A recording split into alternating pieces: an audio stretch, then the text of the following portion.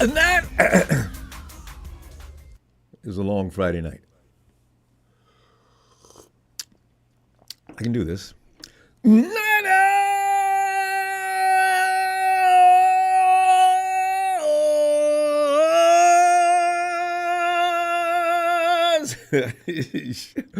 Fam, back again to join you with nothing but good time vibes because we don't need any more misery.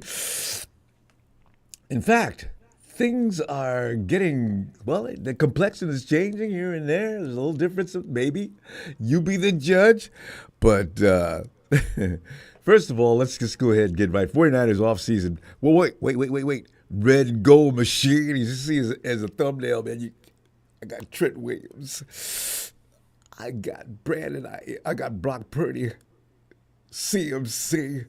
That's only a part of the most the omnipotent offense in the league. 49ers offense preseason ranking is number 1. Brandon Aiyuk sighting at Levi's Stadium today. Shut up, show. Me and Show have had an exchange in Twitter. The Niners are stats-wise the best offensive crew in the NFL. That was the case last season, and only a few teams are near their equal. With Kyle Shanahan's uncanny ability of designing offensives that magnify the strengths of the talented San Francisco personnel, the Niners will again keep defensive coordinators up all night before facing the red and gold juggernaut during the upcoming season. It just feels good to say that. I go back to the years when I used to tune into the dailies on television. Well, and they'd ask each other questions. Well, just the fact is the 49ers just don't have any talent. And so we endured that, right? We got talent now, Jack. Go to the phones tonight for a Niners feel-good get-together about why the Niners faithful confidence should be sky high for the 2024 season. And yes, BA has been witnessed and seen at the facility. Tell BA, you'll find the phone number right at the base of the screen or in the description. Pin number, all you need, right there. Get in here. Let's talk. But top headlines this morning, Brandon Aiyuk announced on social media that he is at Levi's Stadium. In the video shared by Coach Yak, you may have already seen it already. A lot of us have posted it up, and it has been moved around all over the place. BA is seen approaching the stadium. He appears to be in a good mood as he is quoted, just bleep. I can't say it, can I? This is deep. My bleep. And it gives on a couple of bleeps. Open up the bleep. No. No. Open up the bleep gate. I said, BA, you looking burly. You looking a little chipper. You looking a little better mood than usual. What's happening? Because all I can entertain is, why is he in such a good mood all of a sudden? I know about the Pivot podcast. It took place early in the week. I'm talking today. That was a few days ago. There's no telling what happened between that day and now. So, could this be an indication that a new contract is about to be signed? Could the vibe be changing between BA and the 49ers? Who, by the way, are a little bit flippant for me, too. Niners, damn it, Kyle, John, come on, don't do this. But as you know, BA has not been shy regarding his frustration in the contract negotiations, not a bit. Niners are known for being tough throughout the negotiating process. We all know this. We've seen this. And sometimes players take it personally. If you'll remember the horror. And people are saying this is worse than what Debo. No, Debo's scared to be. But, man, Debo really worked me. Because every few minutes, you go back to social media, there's some more stuff. Wait an hour. Here comes some more. I'm not. Brandon's got his shots here and there. But Debo got Diva of the Year award that year. And then suddenly, gets paid, hugs, kisses, and forgiveness. And Big Show, it's all in the past, man. That's the way it works. We don't sign people in May and June. This is nothing unusual. If B is feeling like he is about to sign his new deal, though, that could explain his great mood. Okay, it's also possible that he's returning for another reason. He may want to just stay in shape. I know. So until we know for certain, all we can do is guess, speculate, and you can send yourself into a dark room and join the Aaron Rodgers club of the whole world has issues that I am not going to be able to defeat. So I shall sit here, isolated from the rest of the madness, and I shall be safe to be only with you. I wonder if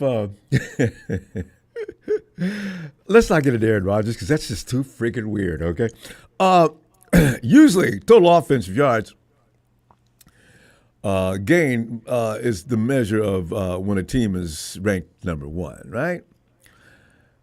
That's really it's an argument. Actually, it draws arguments when you say because. We got it more than anybody else in the team because of the fact that a lot of our yardage was yak yards, right? The running backs got love. The yak yards, the people, man, y'all wouldn't be doing a damn thing if you didn't get, George Kittle and Deebo Samuel, man, you guys, talking about, man, they're wearing 49 uniforms, right? So you can give all the excuses you want to. They beat your ass. You lost. That's all there is to it. Stop whining. Take your L.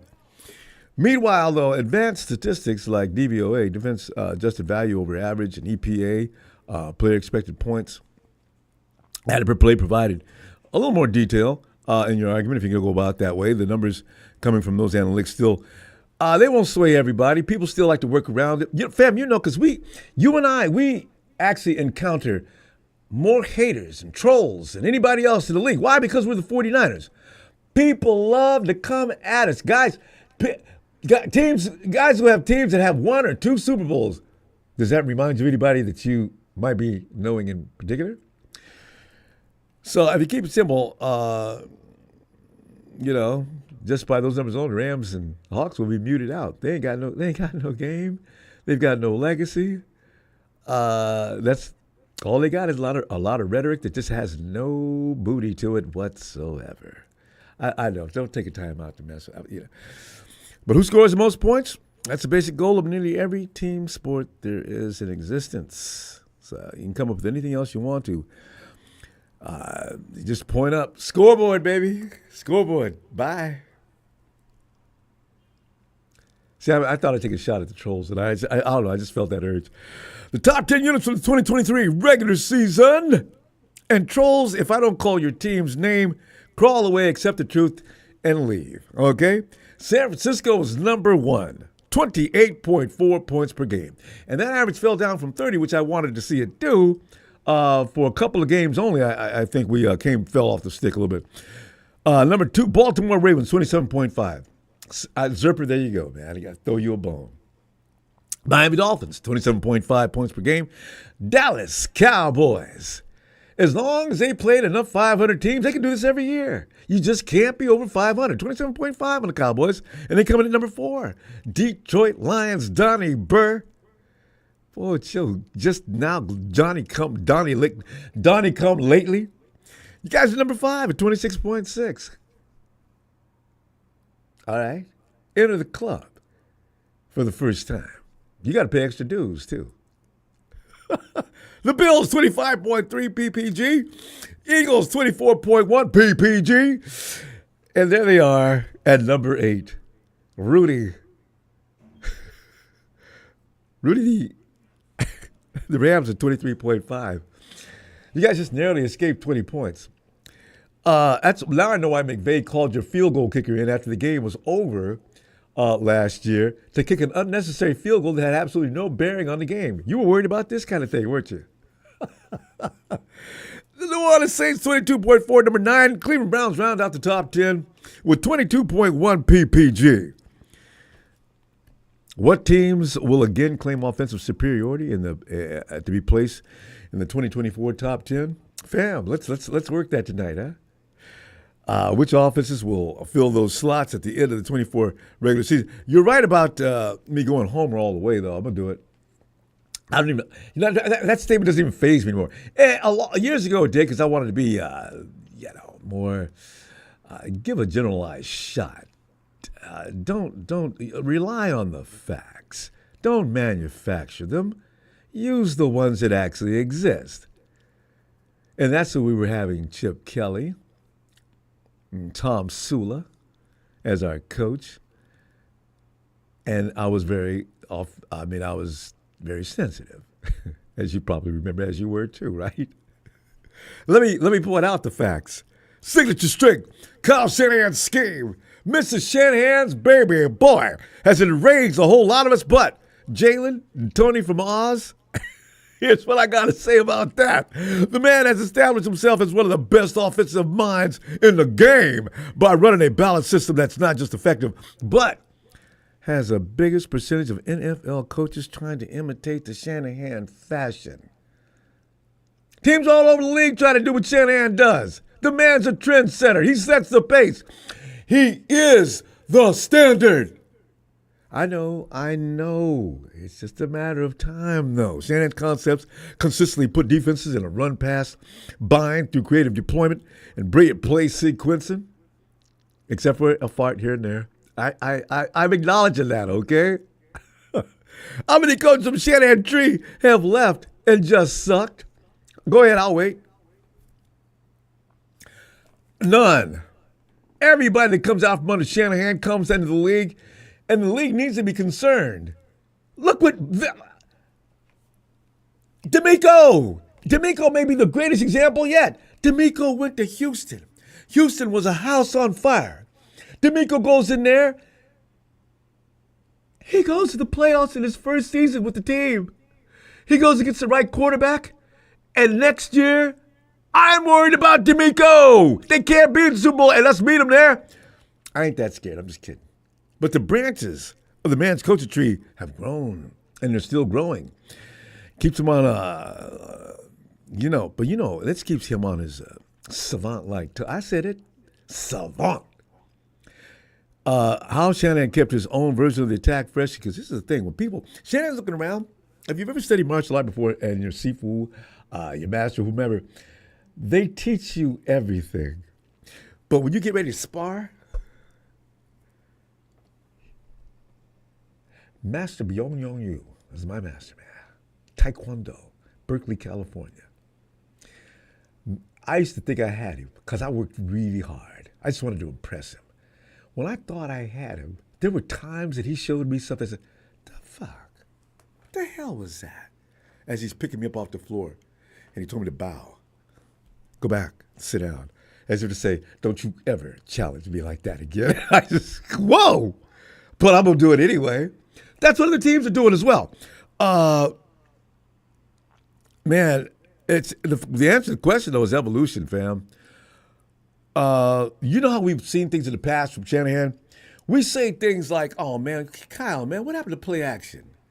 You know, what happened to this? What happened to that? There is a reason why we don't see what he used to do. After a while, teams will actually come up with answers. Shanahan's going to keep people backing up on their heels. We still see stellar plays sometimes. We don't see as much of the thing we used to see when you see like George Kittle or somebody running right downfield. You don't see, it looks like a golf game. You don't see nothing but green to the left, green to the right, green behind him. He's standing all by himself. Boom! How the hell did that play get designed to fool a defense like that? You know that picture. Well, it's like watching swimming pool. What is that when girls get in the pool and they do this synchronized swimming, right? You'll see like the offensive line when they're really in sync. Boom. All at the same time. Wham! Go the other direction. Defense is already thrown. I said, oh, God, that's purity to watch. And here comes that running back, man. And back then, it was Mostert. And that was a mistake. If the defense has one step off, Mostert is out of here. And that was part of what helped. It's just Shanahan's offense. He got,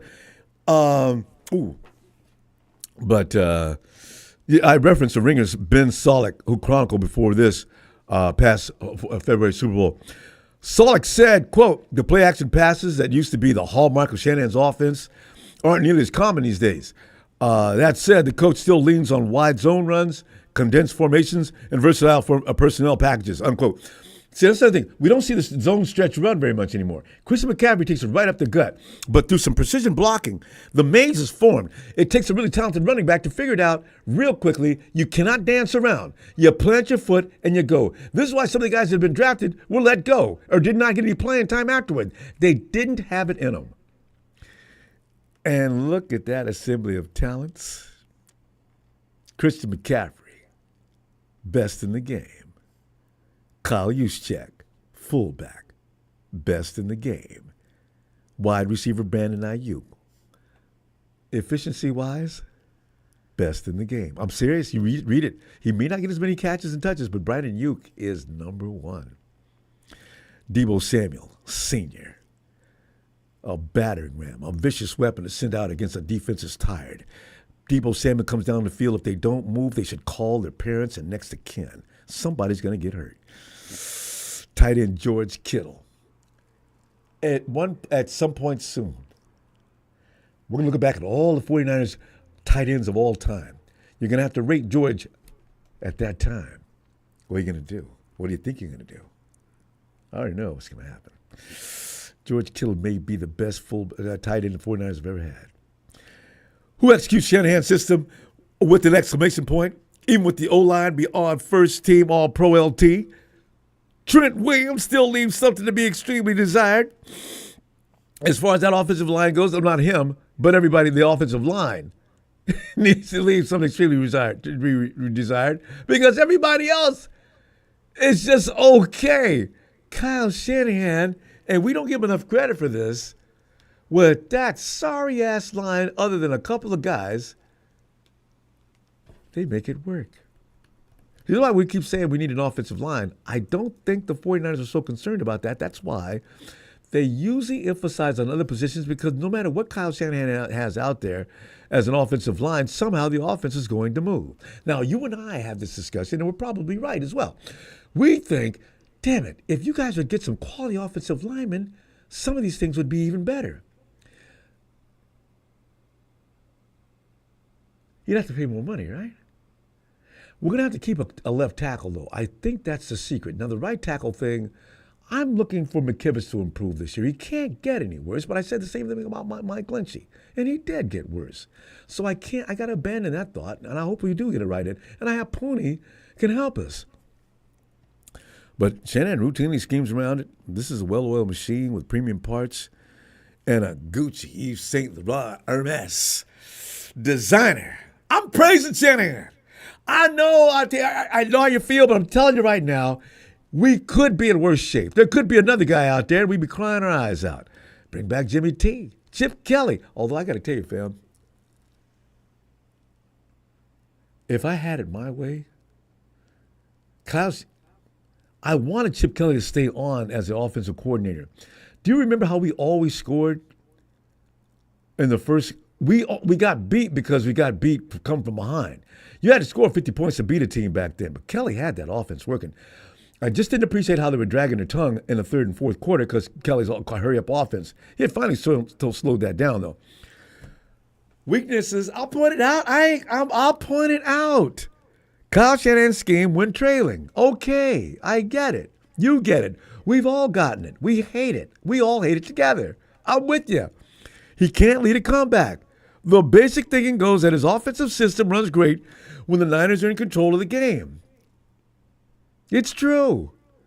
But when the Niners fall behind and are forced out of their comfort zone, the attack stalls. Right? Wait a minute. Wait. Playoffs. Now seeing how the Niners just overcame a 17-point halftime deficit to beat the Lions. January, NFC championship game. That narrative took a hit, fam. Green Bay Packers was whipping us with a stick from the first quarter to the third. And in the third, all of a sudden, the 49ers turned the lights back off. Gradually, fam, I got a feeling Shanahan's going to go down. Maybe not under the false Belichick name. Lombardi, forget it. I think he's going to get it done. He's still a young coach. That stat will live on for a while, though. Under Shanahan, San Francisco 0-38 when trailing by 8+ points in the fourth quarter. And by the way, if we have a 10-point lead, that's a bad thing. I'm gonna freak out the next time I see a 10-point lead going in the fourth quarter with only minutes to go. My heart's going to start to pound and race. That's a little convoluted, though, but it's something that can't be ignored, and the 49ers have to get that monkey off their back. Order this year, that the 49ers and everybody else are going to fall into in the top 10 just using the names that have already been mentioned. San Francisco will again be number one due to the fact that they know each other better now than they did last year, and they were ridiculously good last year. Oh, the only thing that can stop 49ers now is not another team, but injury. The Ravens, they got Mark Henry.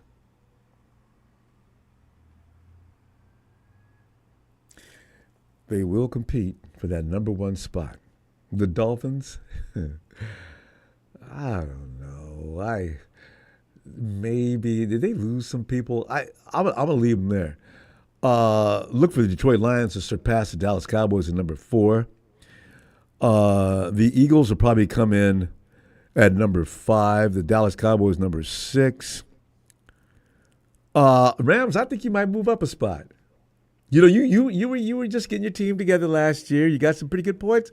You got a good offensive line this year. You got some pretty good personnel coming in. I'll give you a 7, okay? Don't ask me for anything more than that. And behave in my chat, God. Anyway, fam, let's go to the phone. I want you to tell me how you feel about this situation with Aiyuk buzzing in the camp. Open up the damn door. This is my I love it. I love it. If he's fired and pumped up like that, somebody said something. He's the one to say. Because they all got to do their thing through social media. They can't just talk. They got to do everything through social media. So I'm looking for something good soon. Matty, up in yeah, buddy. Bend, Oregon, Matty.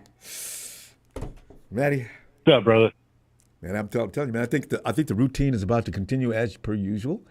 I think in another 2 or 3 weeks, BA will be making Big Show mad. And Big Show, on that day, we're going to bake you a cake, and I'm going to send it to you. Big Show, enjoy this. It's a crow cake. I ain't going to send you a pie, Show. I'm going to send you a cake. Just send him the whole crow.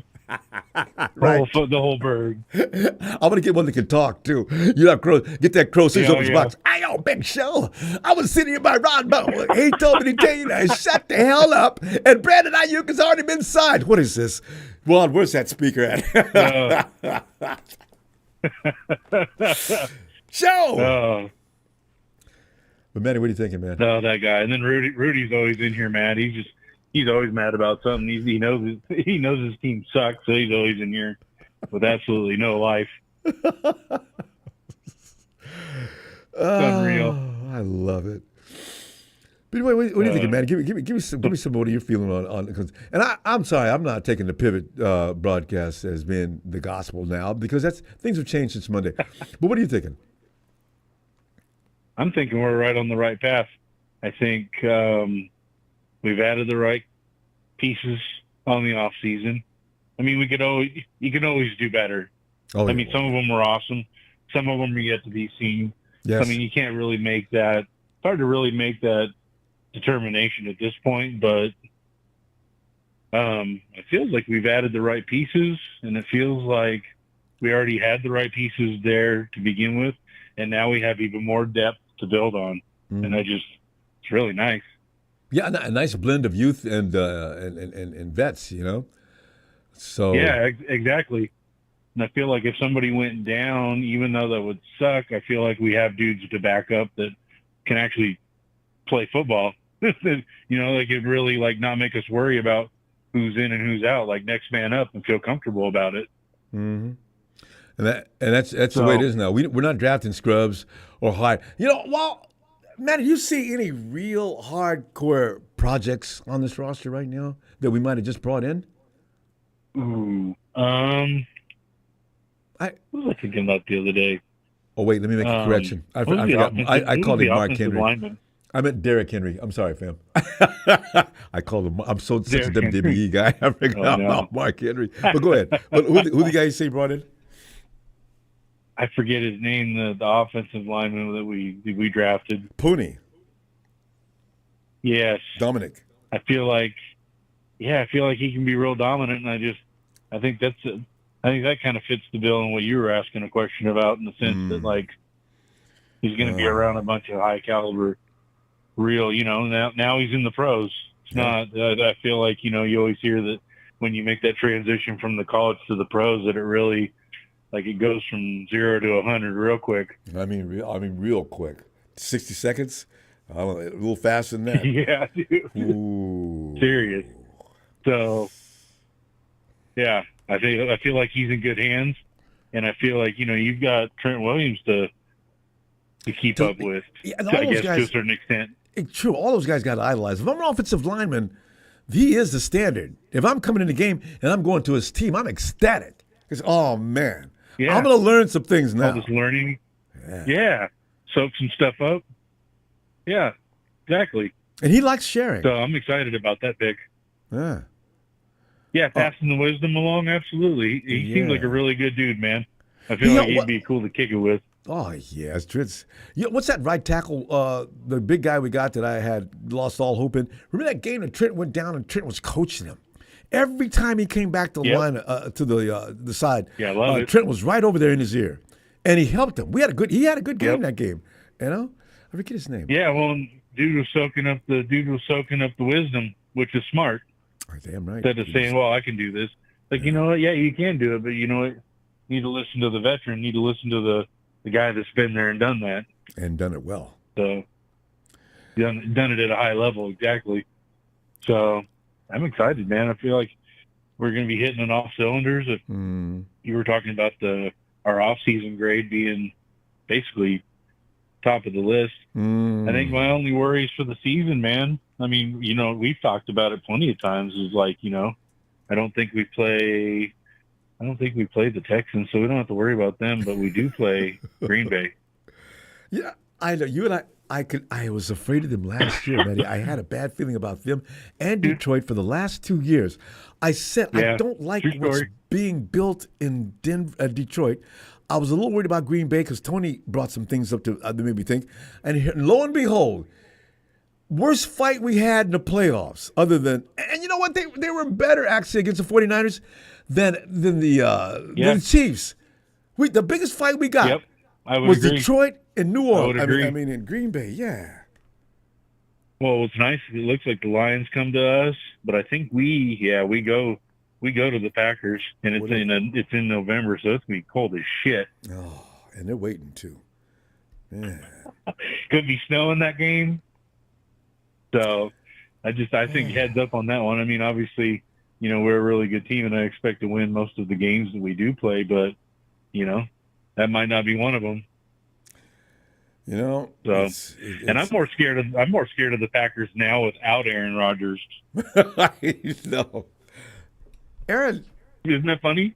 No, it makes sense because they look like a team. There was a single unit. Aaron brings distraction. This is what's going to hurt the Jets. Aaronisms, they affect the team, even though coaches really everybody blow it off. It does. It does. It really does.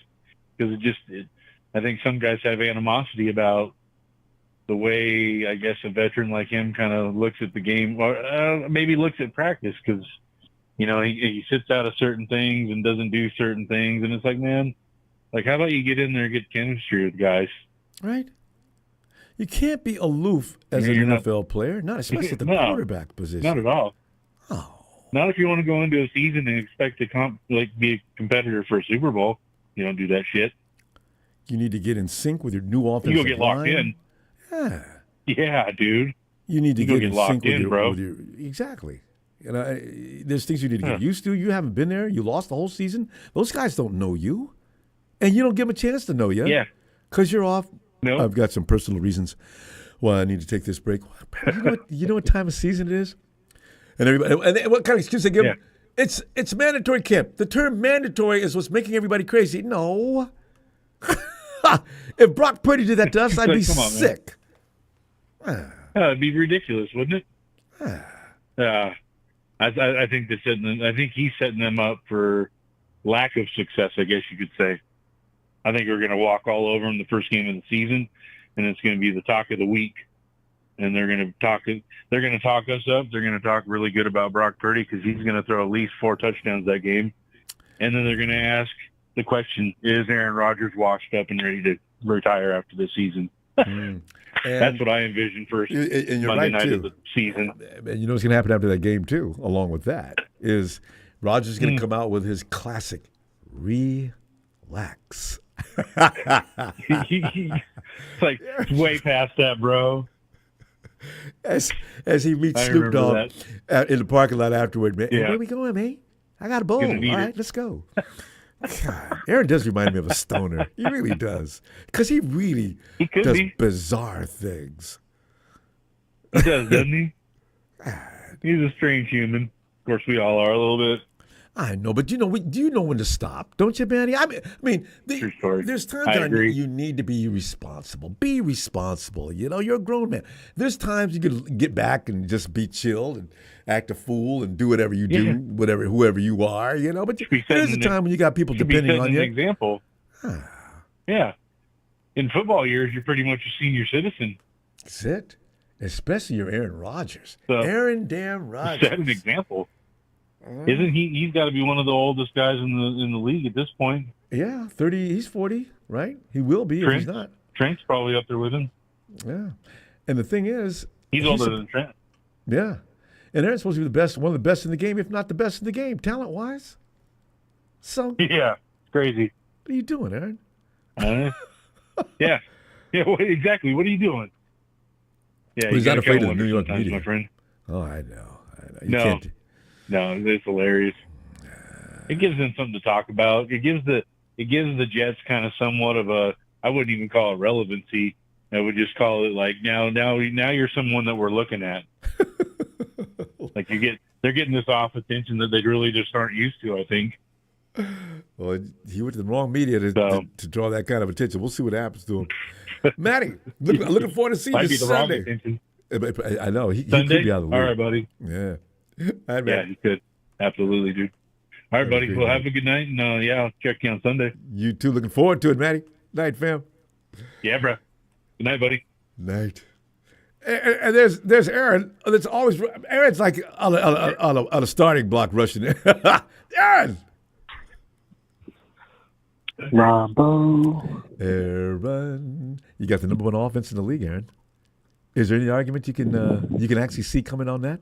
Looking at our personnel, looking at that coach, looking at what we do for the last 4 out of 5 years. Wait. 5 out of 6 years. And Brandon Aiyuk driving into camp, pumped up, got the music turned up loud in the car, yelling up expletives at the door. Open the damn door. You're like, whoa, what's going on with you, B.A.? What are you thinking?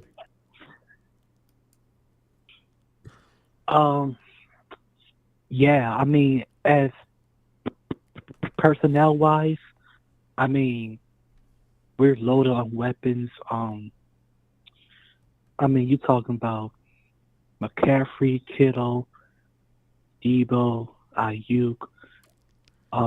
Pro Bowl domination. We got more players than anybody else. Yeah. Woo! And even Brock bought out with a bad offensive line. See, we get mad at the offensive line and the coach and everything else, but if they didn't have Kyle Shanahan, Brock would be meat each and every week. It takes a certain kind of mind to get that offensive line to do what they do, and also everybody else, because it's not just about the offensive line. It's about everybody on that team. That's why Kyle Shanahan says, if you can't block, you ain't gonna get in the game, baby boy. You know, and boy, oh, I love it. But I want a better offensive line, though.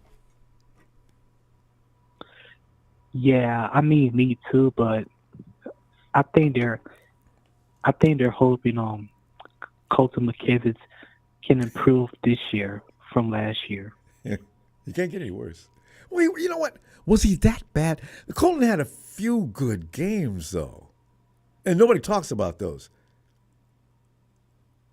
I mean, Colton actually, if you watch PFF every week like I was, do you know Colton had a couple of weeks that he was the best offensive lineman we had, even above Trent? I need to go back and screenshot those. And I was laughing. Okay. Really? I mean, I questioned it, but still. It's all about giving up pressures. It depends on what kind of defensive attack it was that's going to affect the offensive line as well. But, no matter what the factors were, Colton was ranked high. Wow. I mean, hopefully improve this year, but He's got to. He's had enough yeah, experience.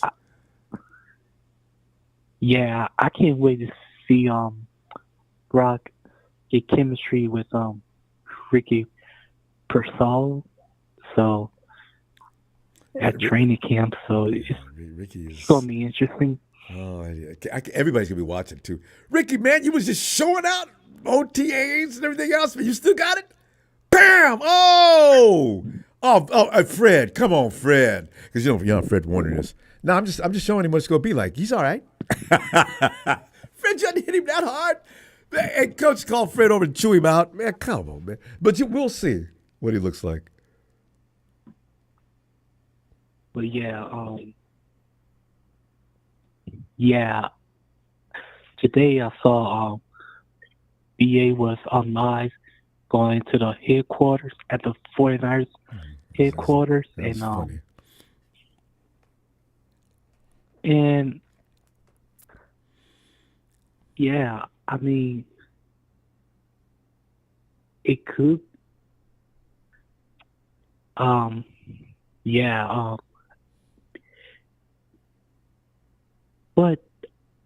you know what? I think. Do you think he's kind of trolling us? BA? Trolling us? I had never thought about that. No, because there's no. What's the reward? I mean, when usually a troll is after aggravation. He wants to make you feel uncomfortable. He wants to do things that take you out of that good mood you might be in and want to fight. Like we got residents in our chat that think they're going to work you up like that. You know, does it work? I don't know. But yeah, I mean, from what I saw, he was sending to the facility, so yeah, no. I guess he was going to work out. Yeah, because he knows he's got to get. He can't wait for the 49ers to call him. He's got to stay in shape. Because the worst thing he can do is come into camp looking like crap, and yeah, that would be bad. He wants to be a 49er too. We need to understand. Brandon Aiyuk is just. He made everybody mad saying it on the pivot, but yeah, I wasn't worried about everybody else, and anything like that. I was just worried about me. And when he did that, I kind of threw up in my mouth a little bit. I said, Brandon, you even if you felt that way, you don't just say this. Just say, I feel like I need to get what's coming to me. I'm not trying to ace anybody else out. I just think I need to get. I worked hard for whatever. Say anything. Be eloquent about it. Don't say things like, all about me. Now, see, oh, shit. I get it, but still. Yeah, and like people be saying that he's being a drama. Well, I think people trying to say he's a diva. Like, no doubt about it. He's causing drama. Wide receivers always, I think, Debo people don't forgot, but Debo was worse than this. So this is what they do. But if you're a wide receiver, this is part of your DNA. Yeah, I guess, it's all about them. Like, they think they always are wide open, so. Mm-hmm. And they're the whole reason why we're winning. And what would you do without me? And anyway, I don't know. I still think it's going to be over in a couple of weeks. I really do.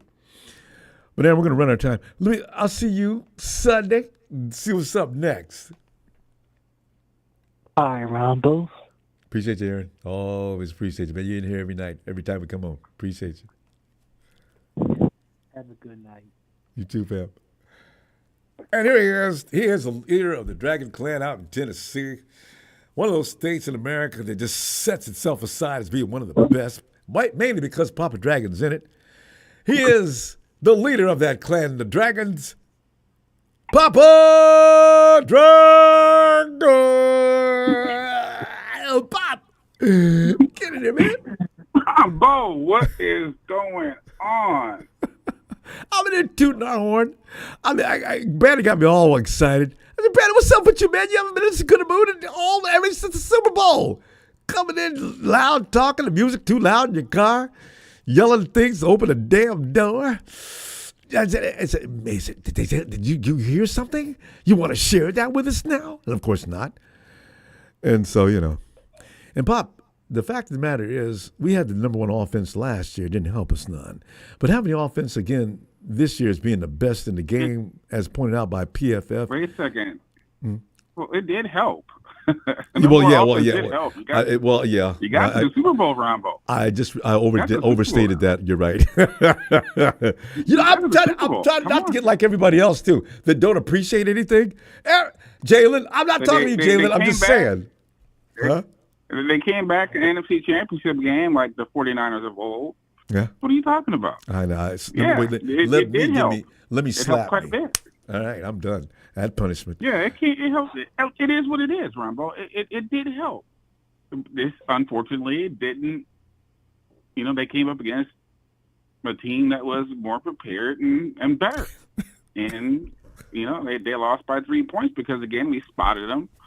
A couple of turnovers and, there was a missed field goal and you name it. Whatever could have went wrong, went wrong. Murphy was sitting in the stands. The game is quantifiable. Man. When your $130-something million defensive end goes running after a running back who ain't done shit all game and leaves Patrick Mahomes running by himself and Fred Warner has his back turned, come on. It has nothing to do with the offense. The offense, quote unquote, Detroit versus part of the everybody. reason, but not the total reason that they haven't lost. You know what I'm saying? I know. So that's the ultimate situation. So, I think their offense is very deadly with McCaffrey. Yeah. To be honest with you, it's McCaffrey. The amount of ignition. yards he gets from line of scrimmage is ridiculous. I mean, he's offensive player of the year. Yeah, and the effect it has on the defense, you have to figure out things for McCaffrey. The rest of the guys are one thing, but you have to figure out if you could stop McCaffrey, you could probably stop the 49ers. I know all DCs are thinking that. Yep. So, anywho, I had some information come across me today, and I'll go ahead and just share it because apparently it's out there. I don't know if you heard it or not. No, Pop, please don't leave me in suspenders. The current Aiyuk contract situation, as it stands right now, or at least one of the more recent contracts that has been offered. And take this with a grain of salt. This is according to an agent that I know personally.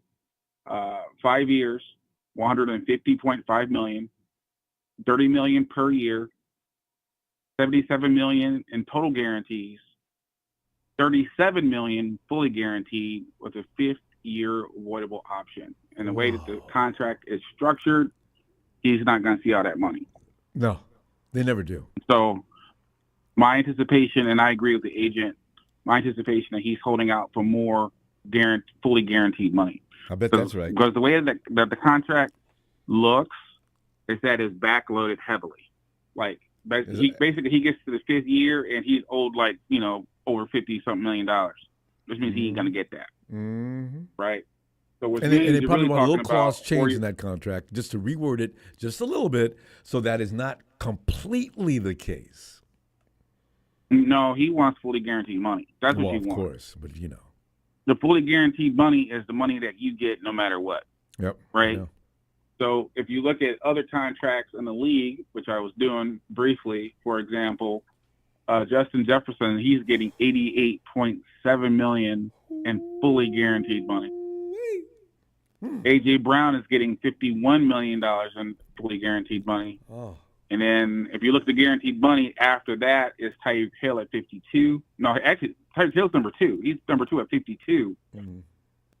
And number 3 is A.J. Brown at 51. So what you're really looking at here is that fully guaranteed money, and that's what Aiyuk is trying to go after. That, but that $88 million, yeah, well, $88 million fully guaranteed.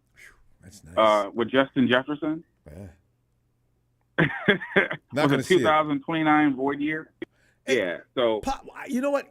Brandon Ayuk would look like a jerk. How about we give him 48 or 50, 48 to 50, and come on, Brandon, come on, man. You know, he's got to take that. I don't know, man. Maybe. I mean, it just really depends on really what really happened in that meeting. The best thing that everyone can do here is that don't believe anything that comes out of Brandon Ayuk's mouth, or don't believe anything from his feed. I know. Don't believe anything at all. It's all just smoke and mirrors. But unless you know strategy, because that's social media. Right. You're talking to your team through social media, and we're watching and listening. It's like you're sitting in on a conversation. That's all that is. So because he wants to draw us in. So come on, Brandon, they're mistreating my boy. They're not mistreating my boy. He ought to lighten up. No, just a little bit at least. It's misinformation. I mean, he sat there and said that they said they don't want me no more, and now he's in the facility again. And did you see Ryan Clark call him out on that? Come on, man. The number 1 draft pick, all pros. They did not say that they don't want you no more. And then Brandon, he walked it back a little bit. Did you check that out? I said, Brandon, you ought to be ashamed. I knew they didn't say that to you. The 49ers would not say that. They don't want me no more. Right. And I said, no, they didn't. Now, what was cool is apparently, and there's going to be some kind of documentary coming out with Debo in it. And then I don't know if you've seen it yet, but Debo's hanging out with his agent, and they're talking about the negotiation process. It's like 13 days before camp. And Debo was kind of, getting stressed out. Mm-hmm. And his agent was literally like, you should check it out. His agents, this is exactly how agents do. Agents say, no, man, just be patient. Don't take it. Because he was going to take it. Because he saw the offer. And his eyes got big. He got all happy and excited. And the agent was like, no, don't take that. See? Just be patient. You wait until the team says they got no more money. And then at that point, when they say the offer's final, at that point, we can make a decision. Or no, you just wait. Yeah. That's part of the decision-making process. Mm-hmm. That's part of the trading process. But the players get involved is when the players start chirping on social media. So doing their little shenanigans and their little tweets and their little emojis and stuff like that. So, right. So I wouldn't really pay attention to any of that. I mean, everything at this point is a professional negotiation between the agent and between the team. And right now that agent is seeing the top 3 receivers, and he sees 2 receivers at $50 something million, 52 and 51. And he sees the top dog receiver getting $88 million. Okay, fully guaranteed. That's fully guaranteed, Ronbo. That means that if he breaks his ankle tomorrow, they're going to have some kind of negotiation. Almost $100 million. If he sucks, if they don't win a playoff game over that time, he gets that money. That's what fully guaranteed means. This is why Deshaun Watson's whole situation makes me laugh sometimes. I say, good on him. If the Browns are that damn stupid, good on him. Deshaun ain't did a damn thing since he did that contract, and he's getting paid money. Exactly. I'm not mad at Deshaun for that. I'm mad at him for trying to get my cousin and give him a massage. But other than that, I'm straight. What? Deshaun has been going with his bad stuff. Oh my God! It's even affected Pop's family. Deshaun, man, oh my God! The dude is. Hey man, I knew it. I'm just saying. I try to help out my young cousins. And I try to tell them all the stuff they're doing online is just stupid. You put yourself out there, you can't take it back. And So anyway, yeah. So anyway, that's how I feel about it. Ultimately, about the situation with the agents and with the teams. The teams have tons of money, but there's a salary cap in place. That salary cap's in place really to protect the team's money. Because if there was no salary cap in place, the 49ers would have a $500 million team. Every year. Dallas would be still number 1. It'd be an arms race between Dallas and San Francisco. Let's just put it that way. Bob, listen, thank you for sharing that with us too, man. That's exciting, because you can't make that stuff up. What you just said, whoever your friend is, can't make that kind of stuff up either. This sounds real to me. No, there's a lot of leaking going on right now between the 49ers and Aiyuk's side. So there's like a lot of leaking going on right now. So the 49ers are leaking to try to turn public opinion against Aiyuk and pressure him. Yeah. And then Aiyuk's trying to leak to turn public pressure against the 49ers. And it's just ugly. It's a game they play every year, all of them almost. Well, Papa, see you Sunday. All of them, yeah. And can't wait. Keep in contact with that friend of yours. We want to know everything we can and appreciate the fact that you let us know. Yes. Well, I'm always in contact, man. But he was like, "You hear about your boy?" I'm like, "No." He started giving me the numbers. Start off like that. That's crazy. That's crazy, man.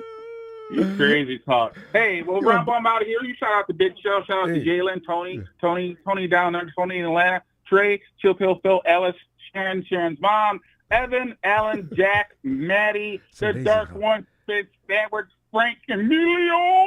It's amazing how he does that, isn't it? Papa Dragon's out. So does not forget, man. Pop does not forget people. Night Pop, Bam, Boom, and Mrs. Dragon too. Night fam. There you go. I knew Brandon was in. You don't get in that kind of mood and on nothing. Hey, you knew Brandon was, because the ship is riding toward the dock. You can see it in Brandon's eye when he's driving in there. He was way too. Meanwhile, you see the Pittsburgh Steelers fans in there. Come to Pittsburgh. Then a few more say, come to Pitt. You know, hey, why would he come to Pittsburgh and get his ass beat? Hey, yo, Eric. Yes, sir. How you doing, Bob? Doing fine, Eric, because, you know, every year at this time, the 49ers, we get, since we got all these guys getting re-signed now that are getting big bucks these days, we get to go through a period after we screw up in the playoffs, or should I say the Super Bowl, whatever the case may be. We become good at that and almost routine. I'll be glad if we can break that routine finally. But we go through that drama. We go through trauma. You go through a depression period. And then it's time to sign another player. And now we got to go wherever we were. We drop another level down, and we bite on everything we hear, and we end up being a plateau of nothing but, oh, man, almost flatline. But then suddenly, something will come up. Okay, we're back. So, you know, this is the roller coaster of being a 49er fan. I'm tired of this routine, though. I don't want to get all the way to the promised land because 49ers are ranked as the #1 offense in the league. It's not going to take much to get that defense back to at least the level that they were the year before last, I'm thinking. Even though people say, no, we've lost some valuable pieces. We lost Eric Armstead. I mean, Javon Kinlaw. Eric, let's get an opinion from Eric. Eric, what is your opinion of Javon Kinlaw? Did he intimidate you? Were you worried about him before we played? You know, wait. I was more concerned about the forced Specno than I was about Kinlaw. You 100% agreement from everybody that's listening. No comparison. Buckner was good. I mean, Buckner was great, and then why did they trade him again? He had an offer from the Colts that went up to around 24. The 49ers refused to go beyond 18. Buckner was a little pissed off, too, because, and he said, because the 49ers refused to budge from that number. And all I wanted to know if they had any flexibility in that, and if they could have offered me $19 million, and I probably would have took it. But they just said, no, 18 is where we draw the line. And Buckner said, well, fine, you guys gonna act like that. Something like him and both Eric, both felt a little disrespected, right? So there's Indy. We'll give you $24 million right now to put an Indianapolis Colt uniform on. Really? Even the 49ers said, well, we're not going to stop him from getting paid, so we're going to wish him the best of luck and say goodbye. So yeah, you lost him. And then let me see. So he did not sign today? Oh, BA? No, he didn't sign today. But he looks in an awfully good mood all of a sudden. And from what I just heard from Papa Dragon, I think the negotiation is at least sitting on the track. I don't know how fast it's moving. But $150 million, I don't think BA was expecting that. It's about the guaranteed money, as you know. and always is. We'll see what that is because, around the league, when you look at how some of these players are outrageously getting paid, that's why every player thinks, well, I'm doing pretty much as he is. Why can't I have that kind of money? The I thing becomes, and you can't just yell at him, hey, there's no I in team. Because people don't want to hear that. They just want to get paid. And I understand that to most part, yeah. Can't get mad at it. Yeah, I'm really hoping that everything works out and that he gets his deal because he is so important to Dan's plan. I know. Certain players you got to have. But I got to tell you, Rick, how many guys, you can look back to Legion of Boom. Do you know, when I think about it, Richard Sherman may have been the MVP of that defense. Why? Richard Sherman was a combination of intimidation and skills. He would take a player out of his mental zone. Yeah. Now the defense, Aaron Rodgers, the great Aaron Rodgers, would not throw on Richard Sherman in his prime. And you ever remember those broadcasts where the announcers say, Richard Sherman takes away half the field, not only in Aaron Rodgers, but anybody that played against the Hawks in those days. Nobody threw at Sherman. He was right up there with Deion Sanders and some of the other legendary cornerbacks. So now you take away half the field. Now that frontline defense can really be effective, right? I used to get so mad and sick knowing we were going to have to play you guys, knowing that was the case. I'll admit it to you now, man. I'm telling you right now, Eric, that bothered me. Oh, my God, that bothered me. Yeah. I mean, I think probably one of the craziest plays that ever happened, I guess Michael Crabtree and Richard, they really not like each other all that much. And he had gotten into Crabtree's head. That's what he was good at doing. He could talk a good wide receiver right out of his game. Crabtree was so focused and so pissed off with every word Sherman said that it took him out of his game. I mean, like in a big game like that, both down and go from like very close to the end zone. Now is not the time to not be focused. To not be concentrated, son. Just because block him out. Now, man. Stop listening, Michael. Dang, he's working you because he knows he can. Deion Sanders used to try to do the same thing to Jerry Rice. It didn't work. That's what I'm talking about. Those are the guys that put on the jacket, and go to the hall. You are better than that. Beat him. You can. You got the capability, so do it. I don't know if Crabtree had the ability to beat Sherman, but the thing is, you got to believe that. So, I wish I could find another cornerback like Rich Sherman and put on our team. We don't have anybody that can talk major trash like that and back it up. That's amazing. Sherman's a first ballot Hall of Famer as far as I'm concerned. Yeah, and I think so. And I know, after he left Seattle, he went to San Fran. How did that go? Was that a good fit? Sherman, no, it was good, especially the first year. Sherman actually came in. He was a little past his prime, but he actually ignited that secondary to play a little above their heads. The secondary really looked good that year. Sherman fired him up. They learned from him because everybody on the team idolized him, so they wanted to be like him, and they played really well that year. Our secondary wasn't bad at all that year. Yeah. So, yeah. Eric, our time's shot by again. That's the kind of guy he is. He's always sincere guy too. He got abused. Ownership in Seattle really did hurt his feelings too.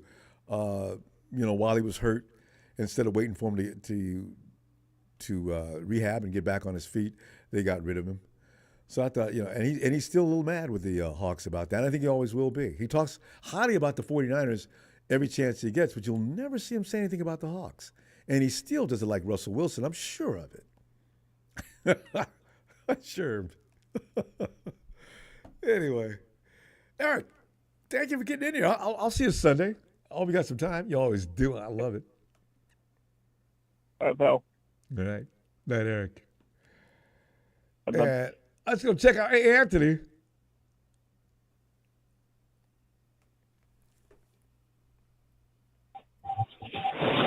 What up, Ronbo?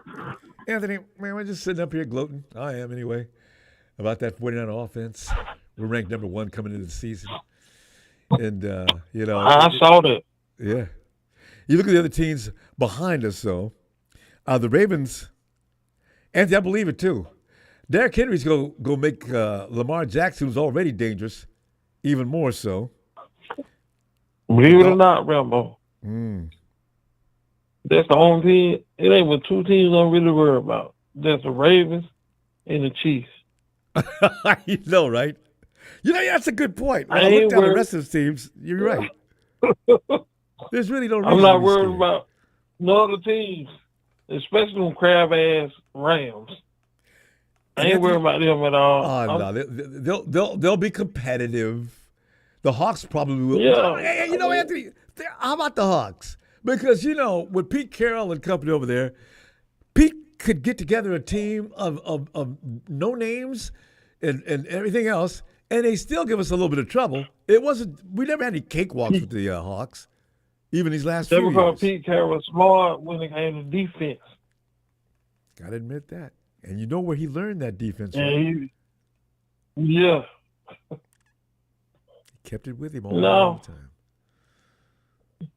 Now, for us, I keep hearing people saying, talking about Ricky Pearsall. I say, I like Ricky Pearsall. I do too. I think he's going to do good in this system. I do too. Only thing you got to worry about is when you see how he look, when somebody do like we used to say when we was on the field. Yeah. When somebody first knock his dick in the dust. I know, but I never said that one. But that one used to piss me off so bad. That's hilarious. But yeah, Ricky hasn't been lit up. See, that's what I'm saying. That's the difference between playing in Florida and playing in the NFL. You better believe it. I mean, like I say, as far as offense, Rambo, I think we got what it takes to get back to the Super Bowl and win it again. Win it this time. Yeah. And mentally, I think the 49ers, you know what I'm thinking, Anthony? The 49ers in the Super Bowl this year, it's going to be a rout. The 49ers are going to be so hell-bent on avoiding a third or fourth embarrassment. I look for the other team, whoever it is. I was just going to say that because they tired of getting embarrassed. Oh, yeah. And can you imagine the bad taste still in their mouth? I'd be playing my ass off. People wouldn't even know me. Is that Ronbo? Damn! Boy's fired up today. Yeah, because look, I'm sick of this. I'm sick of this team, and I'm sick of going through that feeling, and I'm sick of them dudes that keep coming at me after the game is over. I'd be real out. Oh. Yeah, man, I'll be hyped up. Play. Yeah. And for us, the defense, I really do.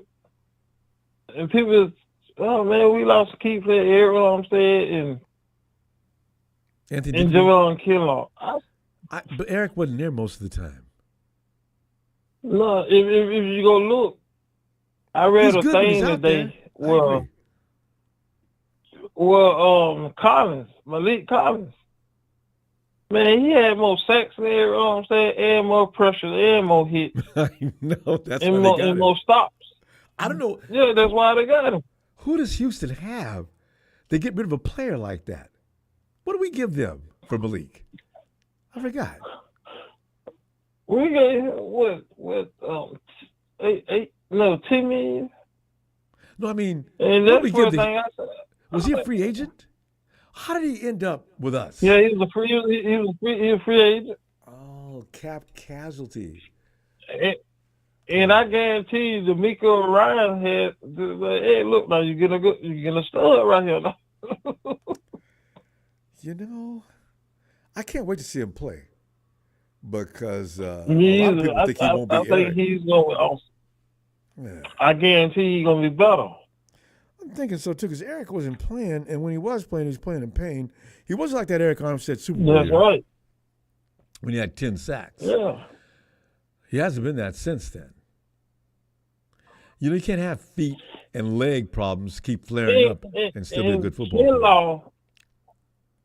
Kinlaw he kind of disappointed me on a lot of games. A lot of games look like, man, you the biggest dude on the field. What you doing crawling off the ground, man? I know. they knock it. It's a balance thing. Big men have to have good footwork because they've already got. They're easy to take down because of the fact they got long slug size. You get a strong, shorter guy, he'll take him down because of pad level, right? So I've said, you know, that's right. They get up on the pad level, it's over with. Yeah, I said, man, come on, Javon. And then you know, Kinlaw, he was already tall. He was tall too. Tall and he was huge. He just didn't know how to use his size. They need to learn from guys like the big dude from the Cardinals that ended up with the Falcons. Now, remember we were trying to get him that year to help Eric and DeForest. Yeah. Oh, what is his name? I hate that, man. Tony, what is the big man's name that you want back in Atlanta? Anyway, you never seen him get knocked on his ass. He was always running through offensive linemen and just doing a number. One of the best. He's another Hall of Famer. Gotta be. I mean, you look at Aaron Rodgers. Look how small he was. That's why offensive linemen can't do nothing with him, and he's strong as a horse. You know. Yeah. I used to hate to see him on the field, Ronbo. I was because he was so fast and strong at the same time. Oh man. Whew. Yeah, I mean, you and me both. But he retired. I think our offensive line gonna be better than what people. I think Dominique Pooney. I think he's gonna be awesome out there. We all believe in him because he's looked so good in camp so far, but we'll see. Offensive linemen don't usually come in looking good like Pooney, so that's a good sign. So we're gonna find out. Because he's jacked up, man. I've been checking him out. I'm like, man. And his dude. footwork is good, too. See, there it is. He's a big boy. Big man's got to have feet. He's got to have footwork. And he's got it. And the dude ain't got no fat. And he got it. That's all size. I'm like, man, I think our offensive line going to be better. Yeah. Well, it should be. Oh, we got a couple of guys who might work out at center. Brindle's not bad technique-wise. He's just too no, not Chandler Jones, fam. Brindle's just too light in the pants. So, you know. Yeah, I would say he be getting slung around too. Yeah, and that's not going to do as an offensive lineman. I need a. That's why I like them big Polynesian guys. Man, them dudes don't get moved. You put one of them. Because we had Sophie Arthur. That big boy. Yeah. he flat down, ain't no move. Some dudes look like they don't even need pads. You ain't moving that dude. Hey, and that's what go ahead. That's what Pony remind me of when I see him out there going up his trip win. I'm like, oh, well, this is a big boy, huh? Yes, indeed. Him and Aaron. If I'm looking for Aaron this year. You know, he had a bad foot problem last year. I hope it doesn't flare up on him or to get hit again this year. But I still think that him and Trent on that left side is just awesome together. And he got another year of experience, too. We got to pay him next year, too. Yeah, Aaron Banks, man, he played pretty good, but you can tell he was kind of, he was slowed down a little bit by injury. I know. Because the year before last, Aaron Banks was like not giving up. Yeah, he wasn't giving up nothing. Anthony, we got to go, though. I'm going to see you Sunday, and I hope we got some time for us. We're looking for you. All right, buddy. All right, Anthony. Appreciate you, fam. All right, thank you, Ronbo. Thank you. Same here. Well, here he is. Well, I said it out loud because Big Show's going to come in here and put his case on me. I just know it. Oh, it's a big show. Ooh, it's a big show on tonight. Show!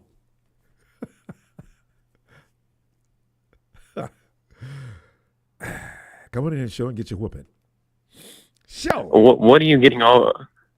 Oh, can you hear me? Yeah, I can hear you now. Yeah. Ronbo? Okay. Yeah. You know, know I had to come in here. What are you getting all worked up about? Show, I'm getting worked up about. Oh yeah, what are you? Yeah. I got my wide receiver. What are you getting all worked up about with? I got my ex. Exactly. What are you getting all worked up about that for? I got my ex #1 receiver. Look like I'm gonna have him in tow, contract and all. No, that's wishful thinking. No, show. I just heard. We don't even use. Yeah. Yeah. No, it's not happening, Ronbo. Come on now. Okay. Now, show. Did we? What was the wager? They're still far apart in the contract negotiations, and there's no deal on the table right now that Brandon Aiyuk is accepting, and that's the exact situation of what you should take, or that is what you should exactly take away from that pivot podcast that I sent you. If you listen to the exact words that were out of Brandon Aiyuk's mouth, and there's nothing going on right now. There was out on Monday and Tuesday, Wednesday. Okay, and that's still this week. And okay, and they had a good meeting, but that doesn't mean a deal. That doesn't mean that there's a deal on the table. It doesn't mean everything's going south any further either. Okay, well, where's the evidence that there's a deal on the table that a Brandon Aiyuk has agreed to? Because from what I took away on that, and we have been waiting for a long time, Ronbo. We always do. This is nothing new. Yeah, and this is a totally different situation. It is new. We didn't have CMC, and we paid CMC before Brandon Aiyuk. Not much. We're giving him $19 million a year. Doesn't have no effect. We still have to pay. Oh, it's going to have effect against the cap. You can't just think about it now. I mean, it eventually is down the road. I mean, Super Bowl. We're not. Come on, now. Come back down to reality. For real. So, are you not going? You're not planning on the Super Bowl party? No. How come? Not with this current coach that we have right now. Oh no, you didn't. Did you say something about my coach? Oh yes, I did. So yes, I did. I'm went there right now. So that coach is doing things that he's not getting enough appreciation for or respect. And I think choking Super Bowls a lot. Well, no, he can't. You just can't get behind. This is definitely a weakness. But we were ahead in every game we played, except now wait, show. Remember now when Detroit and Green Bay were just whipping our ass from the first quarter to the third quarter. You know. There was a little character display that time. Last year was the year to get it done because we had how many All-Pros on our team? We still do. Especially on offense. We still do. That does not mean it's going to carry over into this year. It'll be better. We'll learn from our mistakes. I got a healthy George Kittle coming in this year, too. We will see. We will see about that. We will see about that.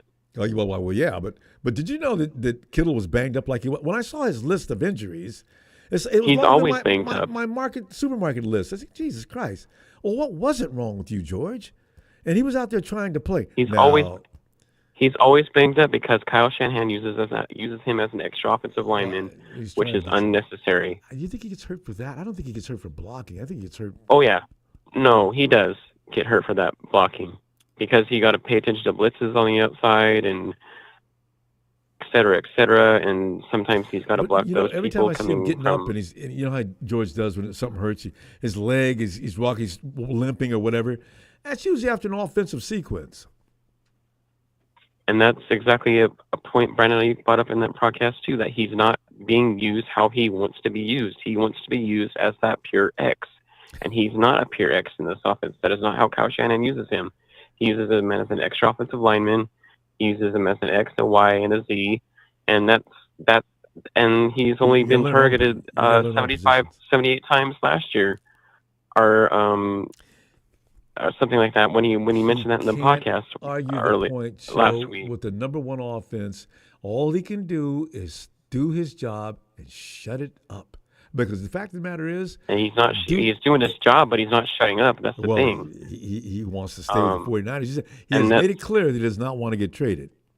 But he will if he has to. Well, he actually did say he would not mind playing with Jaden Daniels in Washington, and also the Pittsburgh Steelers. He also named the suitors. Well, yeah, that's And right. he said he wants the team to pay him what he is worth.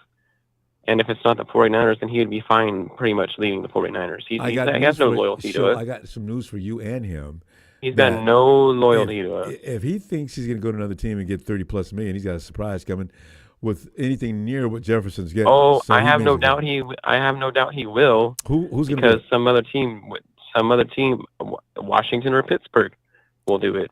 I think they've got the cap room. They're going to do the same thing the 49ers is try to talk him out of it. Nobody wants to get saddled with a contract that's not, Jefferson's worth probably including every us. he's getting. Wow, yeah. Including us, where we don't want to get saddled with that contract. He's asking $30 million, and they're at 26, and nothing's going to get done this year. Just because he showed up to the stadium doesn't mean there's going to be a contract 5 that's years, going to be signed. 150, 30 APY. No, he's not going to agree to that. He wants $30 million annually at least. It depends. Well, that's what I'm saying. He gets that until that 5th year. $30+ million annually. No, he's not asking for it. So he knows he's not going to get 30+ Ronbo, from anybody. He hasn't got a resume that says that's I what he feels deserve he's 30+. worth. Well, no, I know he doesn't. That's why I'm not agreeing that. to him signing with us. He does not. I don't believe he's that unselfish. Some team will be dumb enough to eventually cave and pay him that amount of money. He is being irrational about it. Like, look at these podcasts he's been going on, and these guys are feeding him the numbers that they feel he's worth, and that's getting into his head and making it big, and why he's exactly lashing out on the social media. I've never heard any numbers. Who's giving him numbers? Did you not? I told you the Pivot podcast. I watched the Pivot. I didn't even say you should be getting at least $30 million a year. Who said that? Which one? One of the guys said that. I can't remember which one who said that. I did hear. But somebody say that. Somebody did say that. $30 million a year. Okay. Well, that's what 49ers are and he probably threw up the offering that now, according to what Pop just said, what his friend has heard. I don't believe that. I don't believe anything that comes out of anybody's mouth on here, because there's no evidence of a legitimacy of what they say. I love Papa the Dragons to death, but come on. So nobody has any type of information regarding his contract issues. You know how much fun I'm not penning myself. I'm not the only one on here that is saying this, Ronbo. I don't know why you're singling me out on here. I am not the only one on here that's saying that Brandon. That Brandon Aiyuk is not going to get paid. I'm saying you and anybody else that thinks that that's not going to happen. I'm telling you, I'm not going to be bad. If you're wrong, I'm going to say, Show. You see, I quietly tried to tell you, Show, to relax. Don't just single me out, because I'm not the only one on here that is you're saying. Not the one. Next time somebody comes in and says there's no chance, I'm going to do the same thing. I'm going to say, listen, what you need to realize because we still have a host of whole other free agents to pay. And the guys brought that up, and to Brandon Aiyuk on the Pivot podcast too. Like, do you think maybe that there's other players that need to be paid, and that's why they're not willing to pay you the amount of money that they want you to? Because Brock Purdy is going to command a lot of money, and there's not going to be enough money to go around to pay everybody. The thing is, that's a reality too. The cap is going to expand every year. If you're Ronbo, the cap is not going. The NFL just got fined $12-point-something billion to pay their fans because of TV contract issues or something like that. So that's going to take a huge hit on the cap increase expanding next year. Jerry Jones will handle that himself. Listen, Joe. The fact of the matter is, the NFL they're not poor. That $12 million didn't mean a damn thing to them. So, as far as that cap expansion, it depends on other things besides getting fined. Tay alone brings in more money than that. But yeah. So you know what? It's not as far as the offense. It's not a matter of that. To wrap up my points. We still have a great offense carried over from last year, but every season is different, barring injury, of course, and everything can change within a second. Just ask Aaron Rodgers last year how Week 1 went for him, and their season was complete shit. Yeah. And so don't count on our offense always being number one. Every year going into a different season, because everything can happen so fast. and everything can change so quickly. And you don't have any lofty expectations. One This way, you one don't take one player such can a go hit. down, and one player of importance on offense can go down, and we are screwed. We truly are. Show is that child that's sitting in the back seat. You're the dad right in front. All right, we're going to Disneyland. Oh, God, they're probably closed. Did you check and see first? Did we have tickets? Also, I don't think I brought my jacket. We're going to have to go back home. Or can we stop and get a coat? Show, enjoy the ride. And when we get there, it's going to be fun, okay? Stop. Okay, I've been waiting for a long time for that to happen, and it still has yet to happen, and I don't see anything happening anytime soon. So I hate to burst your bubble. Stop. All right, I got air. Kyle's not going to change. Kyle's not going to change his ways, and Tim Kawakami even asked him if there's any change in philosophy in your offense going into the season, drafting Ricky Pearsall. He said no. I talked about that earlier, Show. Kyle never sits on. He said what no. we think works. Well, he's not going to say. What is he going to say? Yes, so, and pique the ears of everybody that we're going to play against. No, him and John are the biggest politicians. They always say the right thing. But the overall point of that question was, are they going to start passing more? And he said no. No, I don't blame him. We're a run. Oh, Show. We're a what would run you first say? team. I mean, Show, what would you say? I would answer. I wouldn't even ask him that question because I know. I know I wouldn't even ask him that question though because I know we're a run first team that sets up the pass. No. But I'm saying if you're Shanahan and I ask you that question, what do you tell me? I'm going to tell you hell no. Why would I? It's working, isn't it? He's not going to know anything about what I'm thinking. Never display any of your thinking. No. Oh no, absolutely not. But everyone kind of knows that we're a run first team with CMC now, who is our identity on offense, and that's what sets up our pass and everything. Those what we wanted to think. Can you all stop those plays? So can you stop it? That's the thing. I mean, we were almost. We clearly can be stopped. Actually, just ask the Chiefs. So the Chiefs did. Okay. Well, let me see Sunday. Okay, let's continue this. All right. Shout out to everyone. All right. Shout out to Papa Dragons and Ellis and everyone, Tony's and everybody out there. Y'all take care and have a great night. All right. Take care. You too, Show. Or if you're sitting in front seat of your dad, all right, listen. If you guys can't pipe down in the back, I will turn this car around. We will go right back home. They have to tell that to Show. If you can't bring that mood up any higher than that, we're going to drop you off at this gas station and come back and pick you up on the way back. 49 Browns are still the flag. Oh, Show. And 15 yards on unworkmanlike conduct. Hey, Brian. Is that Brian? No, it's another Brian. It's the law. Hey, Brian. 49ers, ready to go. It's late as hell, but I'm still rocking with them till I'm dead and cold. Shout the name all the way across the land, but the law says, know your damn role and shut your mouth. What's up, Ronbo? Brian, man, joy goes, the thing is, because BA this morning let me know that everything is probably moving in the right direction. Pay Show no mind. He just refuses to believe. Can we all just get along? Show. Brian, you got to respect that because if you don't have any big expectations of the 49ers, you might be better off. Because when the time comes and they surprise us, and the 49ers are going to finally hoist the Lombardi, there's George Kittle with the cooler. Oh, Kyle Shanahan has been drenched. Look at him with another cooler. Oh, the Lombardi's being lifted high now. Brock Purdy in the middle. Here comes the entire family of everybody on the team. And the 49ers have finally got the monkey off their back. They are Super Bowl 59 champions. And Brian was, we got. But Show and Jalen, you know what they're going to say? It's about time. I'm going to appreciate it myself. Yeah. Telling you right now. Yeah. I'm going to be glad as hell. Right. Mm-hmm. Man. It's so, to the 49er faithful, it's okay. It is. It's okay. Can you hear me? Can you hear me, Ronbo? Yeah, I'm listening. Okay. To the 49er faithful, it's okay. This is the ugly side of the business. Who would have thought it? I mean, look at it. who would have thunk it that George Kittle would have got the money that he got, but he got it.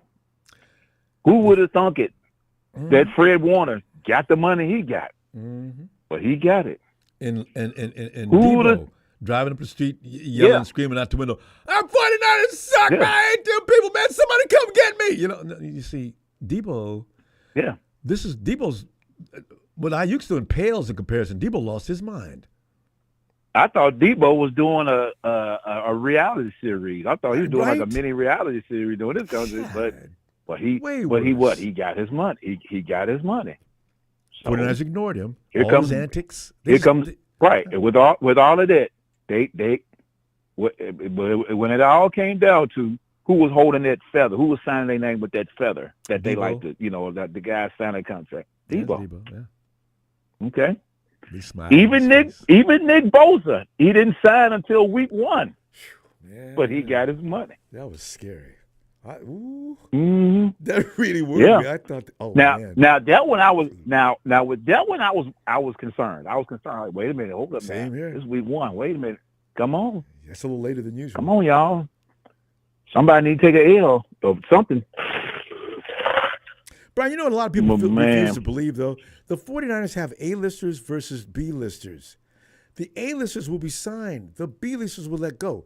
That's why there will be money to pay your A-listers. Because if you're a B-lister, you're not staying. We're sorry. That's the way it is. Mm-hmm. So. But again, Ronbo, it's about leverage. Well, like I said, like I told you, what was it, the other night?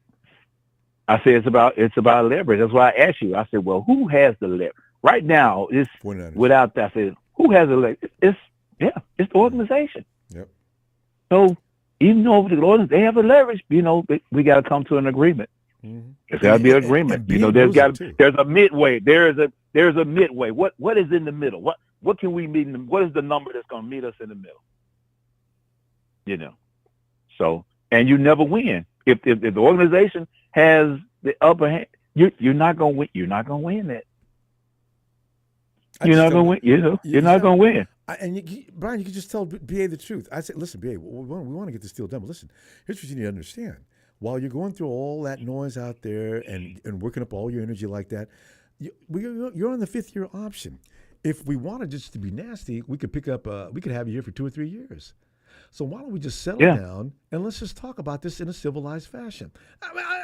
Right. But as an owner, you can't get mad about that and say things like that too. And if they and Ronbo and also Ronbo, and the organizations, organizations around NFL, they'll just up out the blue and do dirty stuff. That's up out the blue. I was looking at the Football Life today, and they were talking about Terrell Owens, and he was talking about when he was with the Cowboys, how him and his agent and Jerry Jones, they went to a dinner, and Jerry Jones took a pen and drew a line down the middle, and he said, he wrote T.O.'s name on one side, and then Jerry Jones wrote his name and the Cowboy on the other side, and looked at Jerry and looked him square dead with a straight face. T.O. say, "Hey, we're gonna part ways." He went through all that drama just to come to that conclusion. Mind you, Now, mind you, this is a guy who, 10 years later, got a gold jacket right now. He looking back, he's like, man. Yeah, just drew a line down. I'm like, oh, that is cold. That is cold-blooded. Brian, what kind of owner would you be? Though? And T.O. was at the peak of his. He was at the peak. He was still productive. He was at the peak of his ability. They just couldn't. I don't know. As an owner, so Brandon Aiyuk, brother, pray and patience. Those are the 2 P's: pray and have patience. Exercise patience. Pray and patience. That's all I can say. And think for a minute. If they wanted me gone, I'd be gone by now. I would have been gone during draft night when they could get something in return. Right. If they wanted to straight up trade you, if they really wanted to, they would have done it. Because they could have got draft capital on draft nights. Could have got a 2nd-round pick, probably. Yeah. Why am I going to wait till now to they would have done it. Huh. they cut bait on Armstead. I mean, they let Armstead go quick, didn't they? Trent Baalke standing there waiting, like he knew something. Mm-hmm. Yeah. So but I think that they're gonna figure out. And then Ronbo also, but our roster is so top heavy. Yeah, we should be the number one. We should be the number one ranked preseason number ranked offense. We so top heavy. You know what I mean? Other so teams trying to rebuild. If there is no godly hope that they can't get a deal done, and Ronbo, I mean, if they wind up going to part ways, I still feel good about it. I mean, hey, all right, Ricky, let's go. Yeah. Next man up. Yeah. But hopefully, Ronbo, it won't come to that. Hopefully, it won't come to that. He'll be in. And I don't give him much longer either, because he was in way too good a mood today. That didn't make any sense. He's got to be aware of something. He showed up. What did he do? He came to the facility. What did he just worked out or what? Driving up in there. This is my shit. Open the mother door, mother gate. I'm laughing. Baby, what the hell wrong with you? He was clowning as he's driving up. He's just sitting in his car. He's all pumped up. He's singing along with the music, and you can see the Santa Clara gate up in the distance as he's coming up on it. And as he started yelling all kind of things, all pumped up. I said, "NBA, what's wrong with you?" Okay. All right. So now he's taking the page out of Martin Lawrence, where he wearing a bunch of clothes and he runs out and he starts shouting, acting irate. He was doing a video. And by the way, you should have seen the Pittsburgh Steelers fans, because he's got a Steeler cap on. I don't know what BA's tripping on, but anyway, the Steeler fans are, come to Pittsburgh. I mean, I got it on that. Man, ain't nobody coming to Pittsburgh. No. Shut up. No. After they don't even know who their quarterback is. Why would BA want to go in that situation? They don't know who their quarterback is. No, and then after the way we beat them down last year, you think he want to go to that? No. Well, fam, we got to go, though. Well, I'm going to see you Sunday, all right? Be looking for you, too. All right, Brother Ronbo. Shout out to you. Shout out to the faithful. And shout out to the production. The law is out. Thanks, Brian. Appreciate you, fam. See you Sunday. The law is out. All right, Brother Ronbo. All right, fam. And let's get 49er Brian. Good evening, sir. How are you? The Ronbo Sports Chat Terminator. Brian, I see you having fun, man. Brian going to steamrolling those guys. Oh. You guys, some of the back and forth is Ronbo, I want to tell you straight up. Thank you for letting me get in there and just rustle the feathers in there. It's so fun. Oh, no. You have no idea. Hey, I heard through my sources that the deal is done. The issue is it's got to go through Big Show Financials first and get approval from them. And then it also has to be looked through. All the contract proceedings got to be looked through by Papa Dragon. And I heard that Papa Dragon said there wasn't enough bad things said about Kyle Shanahan in the contract. So he told BA to hold off. We need more things in writing about how Shanahan sucks ass as a coach. Don't sign with BA. So that's what's going on. That's why the holdup, guys. Just letting you know. Well, sorry about that, Brian. That's good to know. Yeah, my sources. Hey, Ronbo, I can't. Of course, I can't. Tell you my sources, but they're legit. Okay, they're actually too legit to quit, Ronbo. Brian, but you got one thing that is can be confirmed. The 49ers have the best offense in the league right now. And like Brian just pointed out, yes, we're top heavy. We got a lot of veterans that have been around for a while, and we got a lot of Pro Bowlers, including Brandon Aiyuk, who will be. Heavy. Hell yeah. Yeah. Well, you know what though? We don't know how good our kids are. Some of them might be better than anybody knows, so they can say we're top heavy right now if they want to. But who knows? Ricky might just come in and kick ass. He's going to get some touches this year for sure. Some of the guys we got on defense that are coming in. You okay? I'm still coughing because of the Big Show. He sounded like he had hay fever, and it's making me sneeze. And excuse me. I just want to bullshit, what he was saying there. So, I think our team is very top heavy. And did you hear what Kelsey said about our boy Kittle today? No, what did he say? I'm sure something good. What did he say? Mr. Pfizer said that we need to utilize Kittle more in our offense and not have him block as much. Hey, how many of us agree with that? I mean, every last one of us. Well, yeah. Mr. Taylor Swift is talking facts for once in his life. That's pretty good. I like that, where he's coming from, I've never had a problem with Travis Kelce. I just wish he was on our team. Travis Kelce's a fun guy. I think I don't like his taste in women. That's his problem. Well,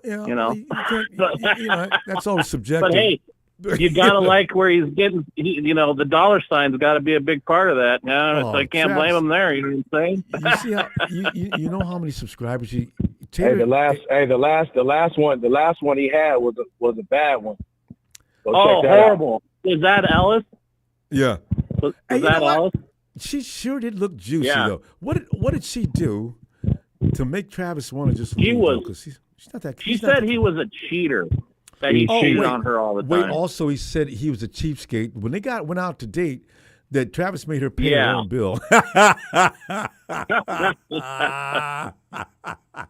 I can't imagine that. Yeah. But the thing is, Travis Kelce is a good football player, and he is. But I'll tell you right now, if Greenlaw wouldn't have went down, he wouldn't have won that Super Bowl. That's true. Darn straight. Yep. So I don't think he's that great. But you know what I'm saying? I mean, he's okay. But Kelce's, you see him in more, he's involved in television now and a lot of things. I was going to say, his subscribers like Micah Parsons? 1 million plus. Give me a break. Yeah. He's all about being in front and center, isn't he? Yeah. I look for a movie with Travis Kelce as a leading man at some point. Yeah, but Tay has some incredible power in America. She really influences a lot of things. Yeah, I could see, Travis Kelce in the next Power Rangers movie. Why not? It'd be cool. Yeah, you got to make him. He's got to be an action star. Oh yeah, put him in the next Fast right next to the Rock. Yeah, put him in the next Fast and Furious. Not before George Kittle. Oh yeah, there you go. I'd put them both on the same team. I'd make them a detective crime fighting team. They'd be better than the Rock. Yeah. What is that British guy with it's such a kick-ass dude. Remember him and Rock got together in Fast and Furious? You know what I'm talking about, right? Guys' martial arts skills are crazy good. Him and The Rock were on the same team, and my God, the bad guys had no chance. Can you see Travis Kelce and George Kittle, crime fighters, on the same team? George makes a tackle. One hits him high, one hits him low. Like a version of Starsky and Hutch kind of thing. Oh my God, that'd be hilarious. More brutal though. God, that'd be funny. Well, hey, I really think that Aiyuk's going to get signed. It's just they need to 2 weeks. I'm giving 2 weeks. Shit and get it done. Yeah, it's going to get done. So. Jason Statham. Thanks, yo. Yeah, Statham. Yeah, there you go, Mr. Megalodon, Jason Statham. I love Jason Statham. I love the way he kicks ass. You can really see the brutality in how he beats a man down. I really enjoy that because some guys you see the fight and it doesn't look that good, but Statham's fights look good. Man, I know that hurt every time I say it. Oh, I know that hurt. So. Yeah, Jason Statham's pretty tough. I wouldn't want to mess with him, but 2 weeks. I might hire him to beat up some of these chumps in your chat, like Zerper and Ramelia, and just take care of business, But hey, Ronbo, again, appreciate you, man. I don't have really much more to talk about other than Aiyuk job. It's gonna get done, It sounds like it, so. But I don't. Well, hey, yeah. But it's always fun to pick on Big Show. Just thought I'd put that out there, Show loves it. We're just waiting for some crunching numbers from Big Show. There you go. That's what's holding it up. And so you got to drop the contract too. We're waiting for that. Yeah. All right, you guys. Well, everybody have a good night. I love my fam, and all you Rams. You know what? Fuck the Rams. They're just a bunch of chumps. Hey, by the way, Chad, here he comes. Brian's returning to the chat. So if you're still in there, you're asking for punishment. Brian, see you Sunday. Ramelia, get your Kleenex ready, buddy. I'm coming back. Everybody have a good night. You too. Trolls, I gotta feel this kind of troll that comes in here must enjoy. That's really abuse. Some of our guys are brutal. They come back with little quips here and there, not bad, but they still get gang tackled and banged. Why would I come in here for that? Hey, yo, Ellis!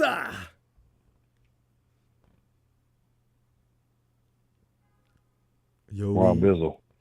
Ellis, man. I'm shaking. You got the number one offense in the game, man. You know, a lot of people think if we lose one guy, we're dead meat. But you know what? I got a feeling we got some. I can't wait to see Ricky Pearsall. And by the way, running backs, I mean, McCaffrey could take a day off, a week off here and there. We got the best running backs in the game right now, one after another. And defensively, can you not wait to see a dude like Mustafa, Renardo Green? The 49ers they're still building on this machine. No matter what people say about the 49ers being top heavy, yeah, because those guys have established themselves. But make no mistake, the 49ers have become really intelligent about picking up guys that fit the scheme and can get the job done. I think we're going to be tough for a long time. But anyway, what do you think about that number one ranking? You agree with it as number one? The Birds in, the Ravens in at number 2, and on so on down the line. I'm really enjoying the fact that the Buffalo Bills have been honestly assessed as not all that good. I don't see them without Stephon Diggs being. I mean, what I gotta have a nickname for that quarterback, man, because the dude be out there taking on teams by himself. But we'll see. So what the ranking? Well, we got ranked number 1 in something else again, or what? Are you still talking about the same? I'm talking about our offense is ranked number 1. And then they listed the Ravens being number 2, the Dolphins number 3, Dallas comes in at number 4, okay. Detroit, Don Bird's team, damn it. They're considered number 5. Number 6, the Bills. Yeah. And number 7, Philly. Rams rounding out at number 8, and Saints number 9. Browns come in at number 10.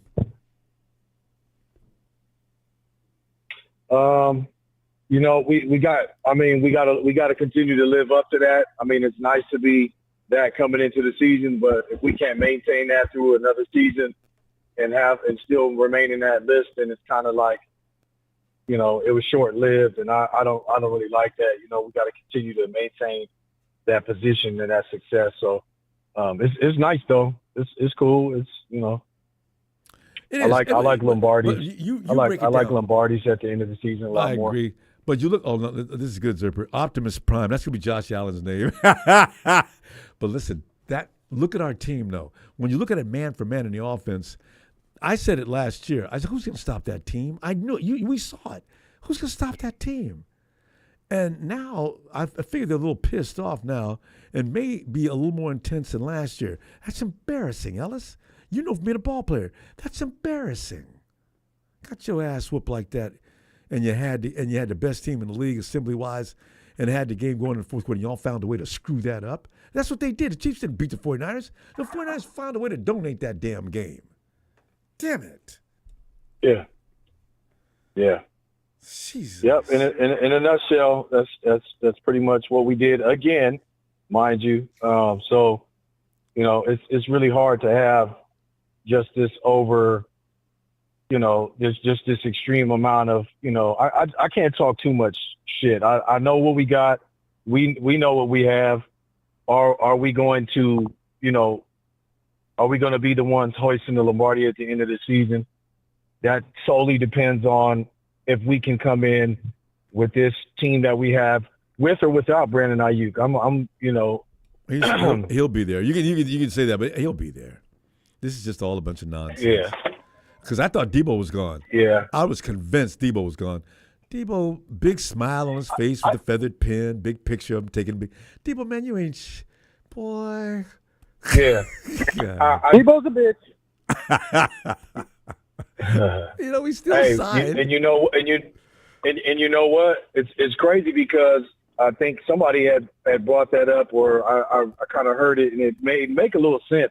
If Debo was giving Brandon Aiyuk some advice. Like, man, don't let these people get over on you, man. You got to put your foot down, man. You still got to do this and do that. Because that's not what he said when he was talking at the presser. But, he's talking to him in, behind the scenes talk.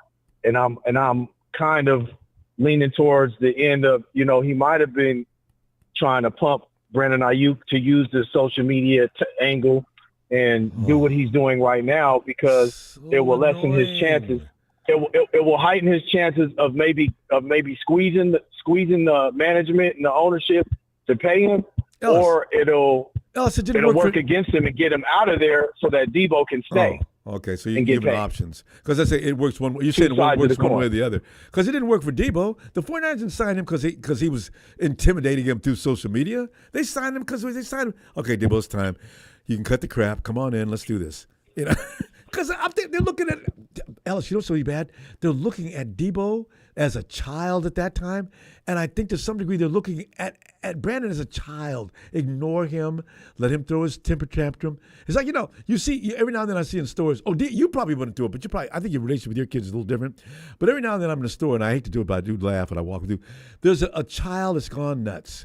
His mom told him no, he can't have something. He throws himself on the floor and starts screaming and yelling. The mom walks away like she doesn't know him.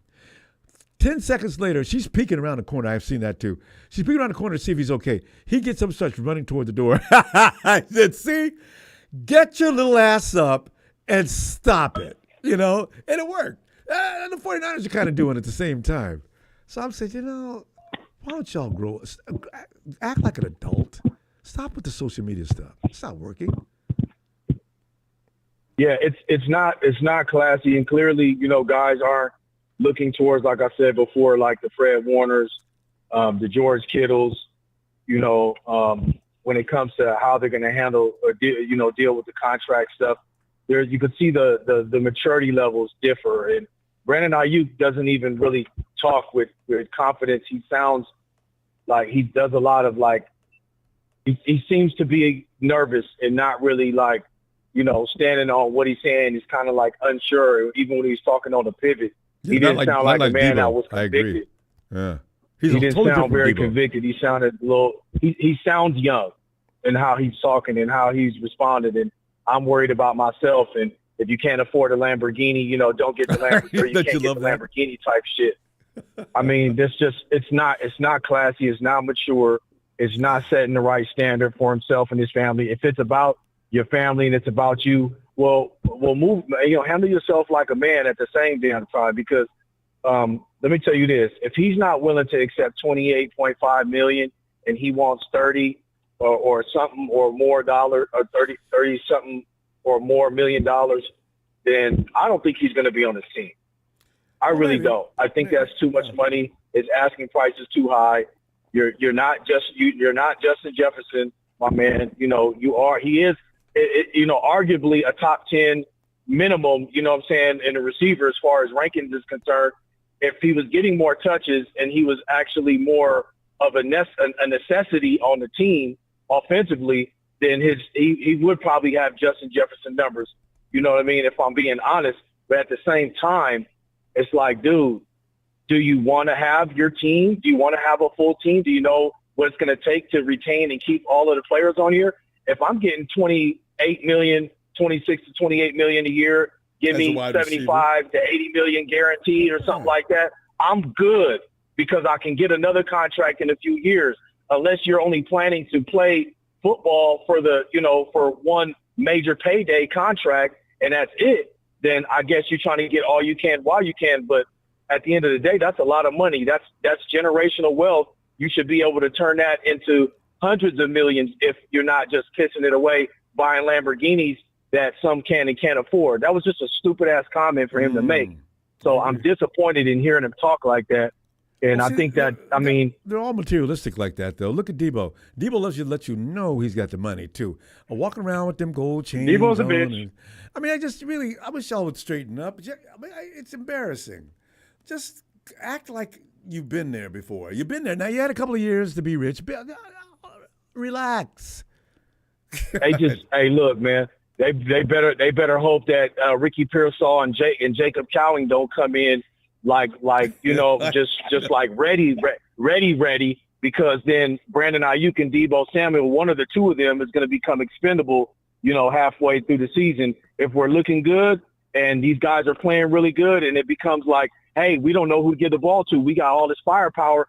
We're going to be cutting some dead weight, and it's going to be one of the two. Yep. It's going to be one of the two, for sure. And it will likely be Deebo, because he's already signed through the season, and he already, he has no guaranteed money. Deebo's in actually an even more prized position, because he can actually get paid, from another team midway through the season, get a whole new contract. Since he has no guarantees with us for next year, he will have some guaranteed money that he can walk into with another team. Hence, he, gets traded mid-season. I'm not saying I want to do it. However, we may have the flexibility, and we may be successful enough with our young rookies that are coming in playing offensively the way that I anticipate, that we may have that luxury. And that's the gospel truth. Ellis, we're going to have to go. Great stuff as always. I hope to see you Sunday. That's a bet, family. I appreciate you as always. Thank you for the platform. And here, y'all shout out. I got the squad. We got a softball game tomorrow for the junior giants. All right. E, Z, and Amaya and Z are on the same team this season, and then E's playing with the 10 and 13-year-olds. So we got a game tomorrow. Here, already, that's right. They're already getting up there at that age, 10 and 13-year-olds already. That's when it's getting serious now. Oh yeah, should be fun. Hi, Ronbo. Hey, who's this? Johnny. Shawty, hey, good luck for the game tomorrow. You gonna be okay? Yeah, thank you. I knew you would be. Yeah, you're welcome. You're welcome. Go get them. All right. Look to shout out to Baby Man. He got like subscribe. Yeah, thank you, Sam. Thank you, Ellis. Shout out show, man. And shout out all the fans. Shout out Papa D, Donut, Tanisha. Shout out Frank. Shout out Tony Tone. Shout out Evan. Shout out what's my man's name? Is that Brian, who was just before? Yeah, 49 Brian, man. Yeah. I know he be kind of trying to fuck with Show, but Show got thick skin. Yeah, all right, you know what I'm saying? We all here, you know what I'm saying? We gotta. It's okay. We gotta make sure we make light of the nonsense. We got the real enemigos is in the chat. Oh no, right? That ain't none. But hit that like and subscribe, man. You know you at, wipe your feet. And yeah, man, we're gonna be all right. You know what I mean? We'll see what happens though. Yeah, right. Expect the unexpected, teacher. And good luck with them games tomorrow. I hope you win. I don't want nobody crying in that house. Gotta win. I'll see you Sunday. All right. Yeah. Oh yeah, dubs up, man. All day. There you go. Thanks, man. Night, Ellis. And now the time has come to bring him in here. That everybody's favorite Z child. He is Jalen. Big J. Hey, how's it going, Ronbo? Jay, man, I'm telling you, man, I'm feeling good about if Brandon Aiyuk is pumped up like he was today. That's not, you get some really good news and you get a little crazy. He was like that. It wasn't just him casually riding in. Nah, Brandon Aiyuk got some good news. And I'm going with 2 weeks from now, Brandon Aiyuk, this is over. And he's in camp, or he's getting ready for camp. That's why he came in to train today. So he wouldn't be lagging in 3-4 weeks. We got 25, 23rd. The season's about to start. Yeah, Ronbo, when's the Hall of Fame game? Isn't that in August? In the Hall of Fame game? Into August? What? I thought it was in midway through. I thought it was like a month before preseason. Because preseason's in August, right? Yeah, you're right. I thought it was in like July. You might be right. I forgot about that because I never watched the Hall of Fame game. I do. You're hungry for football. You know what? I never think about watching it. I don't know why. I guess because the 49ers never played in a Hall of Fame game. I guess I'll watch that one. But the teams that are going to play are usually ain't no good. Who played last year? I remember I was unimpressed. I don't remember. Yeah, well, see? I know one year. That's what I'm talking about. I remember one year it was the Packers and the Ravens, and Lamar Jackson played. See that game's that's worth watching. So yeah, I'm gonna watch it. Just because you pointed out, I'm gonna keep an eye on it this year. because it's a good kickoff for the season. Especially we ain't seen no games in how long? So. Yeah, and yeah. Of course, I What don't want was to the see no last games. game? Oh, yeah. Get it. Good comedic timing. Yeah, what was the last game? It was us getting our ass kicked again. Oh. Yeah, I remember. So, okay. Yeah. Well, I'm glad Brandon's gonna get his money situated, Ronbo. You know how black folks is about that money, Ronbo. We want it all and we want it now. Yeah, he's So, gonna get it. He's gonna get it. I figured 2 to 3 weeks maximum. Because he was just too juiced. So I mean, Ronbo, he's earned it, Ronbo. I ain't trying Ronbo, to hate. We literally have seen this guy go from 700 yards, 800 yards, 1,100 yards, 1,300 yards. He's gotten, and he's there on the field every game. Yeah. So I mean, how can we not give him what he wants when we've seen him progress and become a better receiver? And on top of that, the best ability is availability. Yeah. So he's always there. He's getting consistent. Yeah. He blocks. He's a typical wide. He's a legitimate wide receiver, not a weapon. So Ronbo, we need to quit playing to get this man his money. I think they are. You know what? I think I figured out about the 49ers, though. They worry about their budgeting because they know players want their money. I don't think they're mad at them about that. But they're trying to figure out how they can keep this team afloat without busting the bank on any one player. It takes a lot of thought and process, and it takes them too damn long, yes. But look at this team. We've been going along at a high level for years. That's not an accident. Yeah, that is true. I mean, how much longer do you think Trent Williams can play? At a high level, 2 years. Oh, the game's on August 1st. Thanks, David. David Hodge out in UK. August 1st, Hall of Fame game. But yeah, I think I give Trent Williams 2 years max. So we got to get that Super Bowl. We got to get that Super Bowl next year. I don't want Trent Williams out there trying to play. Man. Don't do that to me. Don't start. Jalen, get ready to go to the parade. We haven't even started the season yet. Can we just take it a week at a time, Ronbo? Listen, get ready to go to New Orleans, and I'll meet you down in the French Quarter, and we're going to be celebrating. I'm telling you right now. Man, Ronbo, I don't want to sound like a Cowboys fan. Can we just please take it 1 week at a time? You talking about the Super Bowl. Can we please just take it 1 week at a time? They got some good food in the French Quarter. I've been there a few times. Okay. Yeah, we know New Orleans. They can throw their Cajun seasoning on anything and make it taste good, but I don't want to be thinking about New Orleans this early into the season, Ronbo. Jambalaya, gumbo, and they can do some things with crawdads that don't make no sense. Okay, don't get me started. What was you saying? Yeah, no, Jalen, you know what? This team, in fact, Jalen, your team is ranked at number 1 going into the season offensively. And there's nobody who can argue. Off of last year's stat? That and personnel-wise, you look at what we have. Yeah. Okay. It's hard to beat that. That team from top to bottom is really stacked. Yeah. I can see that. I can definitely see. Roster-wise, I can 100% see that. But if we just going off of what we saw in them last 3 games, oh no, that ain't nowhere near the number 1. Them playoff games, Ronbo. Yeah, I know that. Boy. I still don't get that. But you know what? Boy. That wasn't the defense. I don't. You know what? I feel bad about Wilkes, but honestly, and I felt sorry for him. Do we really? I'm glad. Do he's we gone. really? I did, because the fact the poor guy came in with his hands tied and was told to keep that defense going, which was wrong on Kyle's behalf, and then got mad at him and embarrassed him at the Super Bowl. No, we ain't blitzing. No, stop, timeout. How about no, we ain't passing the. If Wilkes would have called a timeout and said, no, we're not passing the ball, we're running it with Christian McCaffrey, how would he feel? It's embarrassing. That's what Dan, what's the man's name from Atlanta? Tony from Atlanta. That's what Dan should have did to Kyle in that Super Bowl. No, Kyle, we're not going to freaking throw the ball. We're about to run. That's good. But Kyle got all the blame. It was Dan Quinn's call to make it right. I've always agreed with that. People say, well, Kyle blew that Super Bowl. Look, man, did you know that Kyle was not the head coach that year? Yeah, he wasn't. Well, he was the OC. Yeah. What'd you just say? He was the OC. Dan Quinn standing down there. He could have made a decision.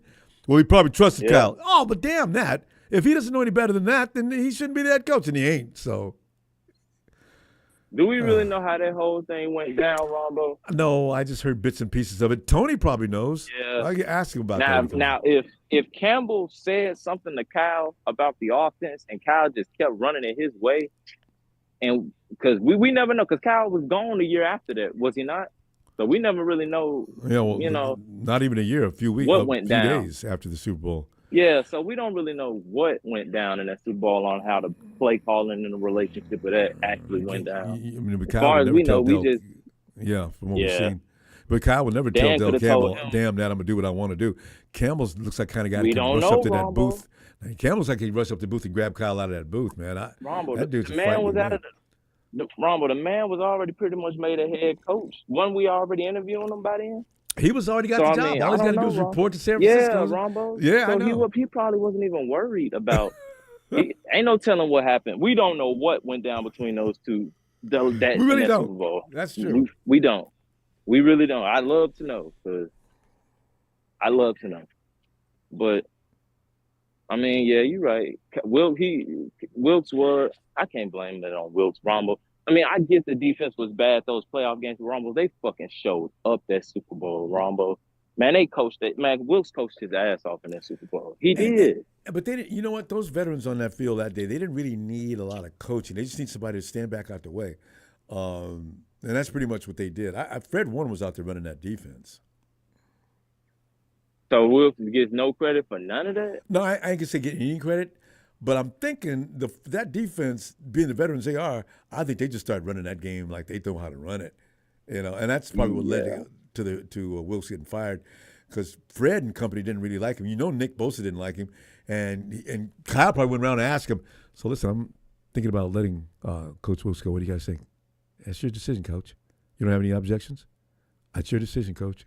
That's the kind of thing you don't want to be the bad guy, But if I say it's your decision, if I say no, we like him, that's another story. But if it's your decision, Coach. See, Ronbo, I feel like Steve Wilkes was no different than like Jimmy Ward and DeForest Buckner. Like he was never one of the guys that Kyle Shanahan, like Jimmy Ward and DeForest Buckner, they weren't drafted by Kyle, so they almost felt like easily replaceable to him. Mm-hmm. And that's kind of how I felt like they treated Steve Wilkes, because he wasn't from the Kyle Shanahan tree. Nobody really cared that he was gone. Yeah, and he needed to bring his own people in instead of just work with the ones we already had.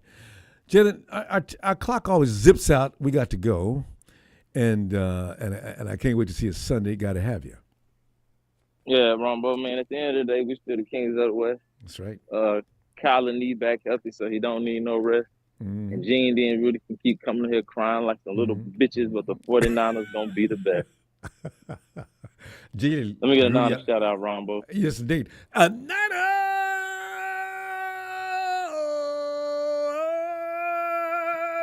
Jay.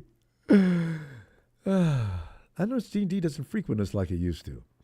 I guess he got tired of the abuse I was talking about earlier. Hey, Steven!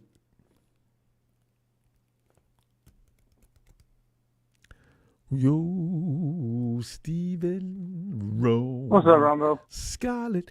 Stephen, we're here talking about and bragging about, and mainly this is for the benefit of those that are coming in here that are not 49er fans. Talking about how good our offense is. His ranking is #1. And we're proud of it. We dare anybody to argue with us about it. I love talking trash. I just need that ring. God, Stephen, our whole world will change. Can you imagine Super Bowl champs, and here comes Rudy and company, right? Oh, you guys finally got lucky and won a Super Bowl. Hey, by the way, Rudy, do you know that we have 6 now and puts us amongst the elite of the NFL? By the matter of fact, that ties us with the best of all time. How your Rams doing?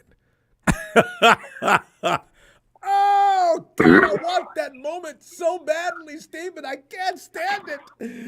I'm sorry. Stephen, your feeling on Brandon Aiyuk possibly signing a contract real soon due to the fact that he was just way too happy today, and also that you got that #1 offense. Is it true or false? I mean, yeah, it's true, but you know, we got a questionable head coach. Ooh, he's going crazy. That's not Scarlett.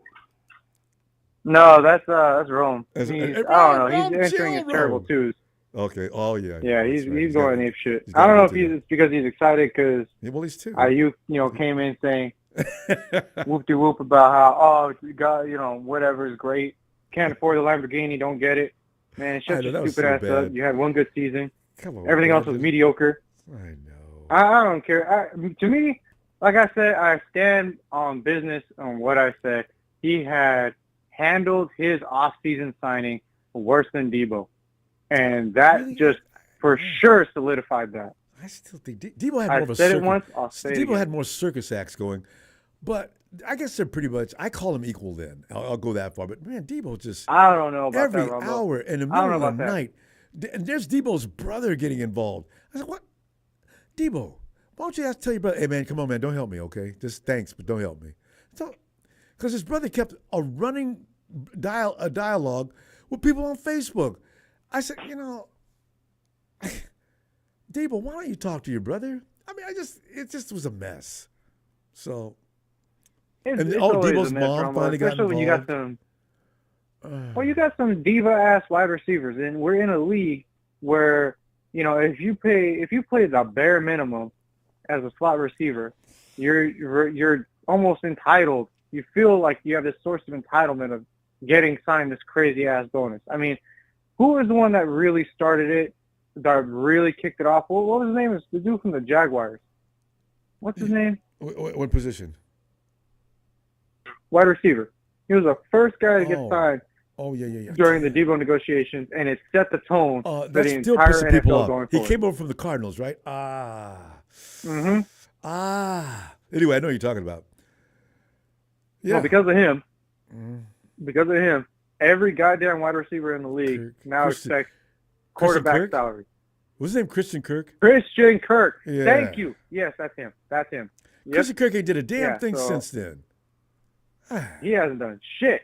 And you know who else hasn't done shit? Debo. Debo's a bitch. Sorry. I will continue to stand on business. He admitted it, though. Debo says, no, I was terrible. Debo, good you know. God. Yeah, good because we all seen it the moment you got signed that lucrative-ass deal. See, that's why. I swear to God, Ronbo, if I had an agent like Debo, I'd be set for life. I'd be set. Arrest his goddamn agent. Arrest his agent. It's simple. And you know what? That's why you still have respect for Nick Bosa, Fred Warner, and George Kittle. I don't have the same thoughts about them that I do about Debo and Brandon, because I said, you guys, would you conduct yourself a little differently, please? They won't. No, you know what's crazy? I got to have my money now. Yeah. Oh. Here's the difference between Debo and Aiyuk and the three you just listed off. They don't say shit. They don't say shit because they know the moment they say something, it will be used against them 100%. I guarantee you, the moment they had their first talks and they saw what Brandon Aiyuk posted, saying, "Oh, remember what got you there?" I guarantee you, he walked in that office. Kyle was sitting there, John was sitting there, Jed was sitting there, Brandon and his agent were sitting there, and the first person to open up was, "So, you think you got us here? You think you got us here? By yourself. How many touchdowns you get? Okay. How many yards? Okay." And then I have. He got this. And then I have turn the lights out, please. Brandon, look at the screen. All right. See this guy? Who's that? That's Chris McCaffrey. Okay. Click. Who is this? That's George Kittle. Click. Who is this? That's Debo. Okay. Do I have to continue? You get my message here? I would. Don't clown me, Brandon. Talk to me with man to man with a little respect. You're not the sole reason we got here. Come on, man. He's not. And you know what, Ronbo? Here's the crazy part, too. He wasn't even the MVP in the Super Bowl. He wasn't the MVP in the playoffs. He had some decent yards in the playoffs, but he was non-existent, really, if you think about it, because most of it relied on CMC and Jawan Jennings. But you you had like, a running back but what did he say? and a third string wide that's receiver. that's the market dictates. But Brandon, that's such a weak argument, and everybody's going to use that, Stephen. Everybody's going to use that argument. That's the Everyone's going market to use dictates. Oh, Christian Kirk got signed this much money. Now you get mediocre-ass wide receivers. I guarantee you, Ronbo, I stand on 10 toes every time I say this. If Brandon Aiyuk were to go to another team, he would suffer because he is a product of Kyle Shanahan's system. 100%. I swear to God, I agree. I bet money on it. Go to the Commanders. He wants to be an X guy, and he wants to be the guy to be dependent upon. You know what? Here's the thing. You look at did Trevor Lawrence get paid what he should have got paid? See, Hell no. I really wish they could stop putting this kind of strain on everybody in the league. Every time an owner does this, they'll never do it. But there ought to be a policy in place for a certain amount of numbers have to be in place. There has to be a committee that agrees on certain numbers over a certain, because everybody in the league is going to be affected by the madness that you just did. I don't know if Jefferson should have got $35 million. Okay, I mean, he's good. He's probably one of the better receivers out there. Stop moving the bar up. So now, but here's the problem with that, Ronbo. You just brought up a good point. You brought up a great point. There needs to be like some sort of rule for organizations to put their foot down. I mean, shit, they did it to the Niners after they got 4 Super Bowl rings with Joe Montana, Jerry Rice, Ronnie Lott. They set a cap. They purposely did that for the Niners because they knew if they didn't, the Niners were just going to steamroll everybody going forward. See? They did that to them. That's how good they were. It's true. And that's why when people say, man, you 49ers always whining. That's why I call you the 49ers. Man, you have no history. You have no idea what's been going on with the San Francisco 49ers. This goes all the way back to Eddie DiBartola. This goes all the way back to the league mandating new policies because the 49ers are just running rompshod over the entire league and because they think we had too many quality players and they want parity across the league. So we had to suffer for your ass to win one friggin' game. So, I've had this argument for years. Exactly. I mean, y'all be just talking trash. Especially Raider fans. It's crazy because Ronbo, the only thing the Raider fans ever had going for them as a league had to mandate was the chop block. Yeah. That's the only thing. Oh, and stick them. Because what's his name? Lester Hayes abused the shit out of it. Well, you know what I do enjoy that I kind of felt a little sorry for him for? That Tom Brady rule. They were victims. They lost that game because of that play. The tuck rule. And then he admits it later on that, that's a fumble. Oh, God, I know that killed people. But you know what, Ronbo? I guarantee you, if the Niners won back-to-back Super Bowls the way the Kansas City Chiefs did, I guarantee you every penny I got, the league would mandate, you guys can't be paying that many people for that many years. Da-da-da-da-da. Yep. Steven, we're having way too much fun. The clock is running out on us now, too. I'll tell you what. Talk to Rome. Tell him to chill out. He'll be okay. I'll see you. If anything, I need to chill out, man. I just bought myself a new car battery, and the shit don't fit. So I'm pretty mad about that. Yeah. You got to wait till tomorrow. Yeah, so. Yep, I'm pretty mad. I'm looking at it right now. I guess I got home, and don't ever think Japanese batteries equate to the same size as American batteries because fuck Toyota. No different standards, Steven. Okay. Anyway, you know now. Yeah, now I know. I'm so mad I could spit. Anyway, you get your money back, get the right battery. Now you know what size you need. I'll see you tomorrow. I'll see you Sunday. I'll see you Sunday, Ronbo. You have a great night, all right? You too. I'm going to try to calm down. There you go. All right, Steven. Poor Steven. And let's go down to the land down under. Tony. Ronbo. Tony. Man, we're sitting here. You know how we do. We talk about everything. But in general, we're talking about having the best offense in the game. And Tony, I addressed my comments towards you because I knew you were laughing. I had Ronbo, man, taking shots at me now about the guy that I'd actually like to see leave. Tony, but they're never stressed wanting to see Kyle Shanahan go. You say, as you nicely put it all the time, get his head out of his ass. So but we got the best. Huh?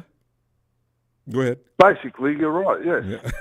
we got the number one offense in the game. But that's to the fact that some people pointed out we got some of the best players playing offense in the game too. And Brandon Aiyuk came in today with a joy all over him that we haven't seen in a while. So I figured the 49ers will pop a dragon, may be accurate as can be, about there must be something going on to make him feel in that good of a mood that he feels like coming back to train at the facility and looking like he was behaving. So, but Tony, do you agree the Baltimore Ravens are second best? The Miami Dolphins, the Dallas Cowboys, Detroit Lions, Buffalo Bills, have we got the best offense in the game? No. Good. Who does? The Kansas City Chiefs. They're the current champion. You know what's really funny? I don't see the Kansas City. You know what? The Chiefs are not in the top 10. Tony, I'm glad you said that because the Chiefs, they had duct taped and everything, glue and paper clipped that team offensively had no business doing what they did. Their defense carried them last year, which broke everybody's heart because if they had the same defense as they usually had, they would have never got to the Super Bowl. Damn it. Yeah, but, like we always say, Ronbo, during the season, it matters the most when the team gels together right at the end, when the shit hits the fan. Yeah. It's how can you say that this team or that team's got the best of anything when they're not even a champion team? I know. Kansas City Chiefs are the current reigning champion. And I don't want to see him in the Super Bowl again, Tony. That just shows you how much respect I got for him. I do not. I don't care what kind of condition it is. I don't want to see him in the Super Bowl again. I want to be able to beat another team and then maybe see them a year or two later, but not now. Jack Dong, be careful with the girls. I don't allow any shots taken to the ladies. All right? That was a little over the line, so watch it. Just talk football with the girls. Nothing ginger related. All right. Go ahead. Ronbo, those people that pick on girls, that's so keyboard weak. warriors. I challenge those people to go and say it in front of the girl's father. Yeah, I know, right? Oh, that could not be on nasty. a keyboard or on some show. Yeah. Grow some balls. If you're going to pick on someone, do it like you're facing somebody face to face. Oh, I see. He says Brianna. You know what I mean? Oh, he's saying 49. Brianna equals 49 Brian. All right. All right, guys. Make sure I know about that. All right. 49 Brian can take care of himself. I don't worry about the guys. But go ahead, Tony. Because then we start living in this fantasy world. You know what I mean, Ronbo? If I'm going to say something to you, I'm going to say something to you like I'm facing you, standing right in front of you at a club, having a beer or whatever. That's what it's supposed to be. Forget about this, we're starting to create fake kids. They live in this fantasy world. You remember, Tony, the keyboard warrior was invented when the internet, because like if you were down at a sports bar or something like that and some of these guys talking to trash, they start talking, those bar fights you see on TV, right? That's what finally broke out. The hell you say? Bam! And now here we are, So, yeah. It's like that. Some of the wimpiest guys in the world are the biggest talkers in the world. God. Yeah, but as far as our team goes, Ronbo, my sentiments on our team. I think our team is right up there. But we don't know, or we don't seem to prioritise protecting our biggest asset, which is our quarterback. Yeah. That's an ongoing I've saga. said it, and I'll keep on saying it till I'm blue in the face. I mean, ask Tom Brady. Tom Brady, say, you've got to protect the quarterback. You have to, because we know we've had the example, and we're still living in fantasy land. Like when our quarterback went down, there was no way we were going to win that Super Bowl. Oh. You mean the year he got his arm ripped off? Yeah. The Super Bowl, yeah. I know, right? What are the odds? I mean, we gave the we've had example for the rest of the league. Yeah. But Tony, these are things. What are the odds? The ball hitting Zutter Jr. in the leg and bouncing perfectly so the Chiefs can recover it.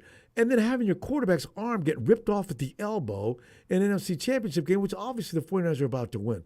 What are the odds of these things happening? Somebody's not living right. I just don't get it. How do these things keep happening, guys? Again, all right, that monster that came bursting through the line. Oh, yeah. All right, let's do it this way. Have a look at Brock Purdy's statistics when he's got 2 or more seconds to throw. 2.5 seconds? He's I think he's ranked in the top 5 in the league. There you go. You got to get rid of Chris Jones. That alone should tell any coach, any team, listen, if this kid had 2.5 seconds to throw in that Super Bowl, he would have seen and hit Aiyuk in the end zone. Yeah. He was standing there with no one around him. Game, set, match. It's game over. Yeah. We win another Lombardi. Finally. I mean, I got Joe Montana sitting there taking pictures right up in that box right up against the Super Bowl, right up in the field. Joe's got his camera out. He knows what's about to happen. No, Joe, put that camera away. It's not happening. God. But, you can try and cover that bit up as much as you want, but the truth's the truth. And if you protect Kermit the Frog, Patrick Mahomes, if you give him enough protection, he's going to take his team to victory. Yeah. Well, you know even on one leg, Ronbo. Even on one leg. I think if you protect them, they can get it done. Especially if they have any kind of – you can have a ragtag offensive line. Cornerbacks can't cover forever, and it's advantage receiver, especially if we send the receiver and the quarterback know what to do. Yeah, all right. The problem we've got is deciding on which playing group that we're going to pick on next year when all the contracts come up and who's going to go and who's going to stay. So we're in a bit of a win now mode, or it's I don't know what's going to happen. There's going to be the 49ers are going to keep there's going to be a core there. I think they're going to be a lot like the Patriots for a while as far as keeping a solid core. The guys that are the B-listers, we're going to see some good ball players, in our opinion, leave, though. And the 49ers are going to say, well, listen, we'll offer you this. But, if you want to go out and test the market, go right ahead. And we'll be here to discuss anything further. Belichick did that for years and kept a Super Bowl winning team. Why?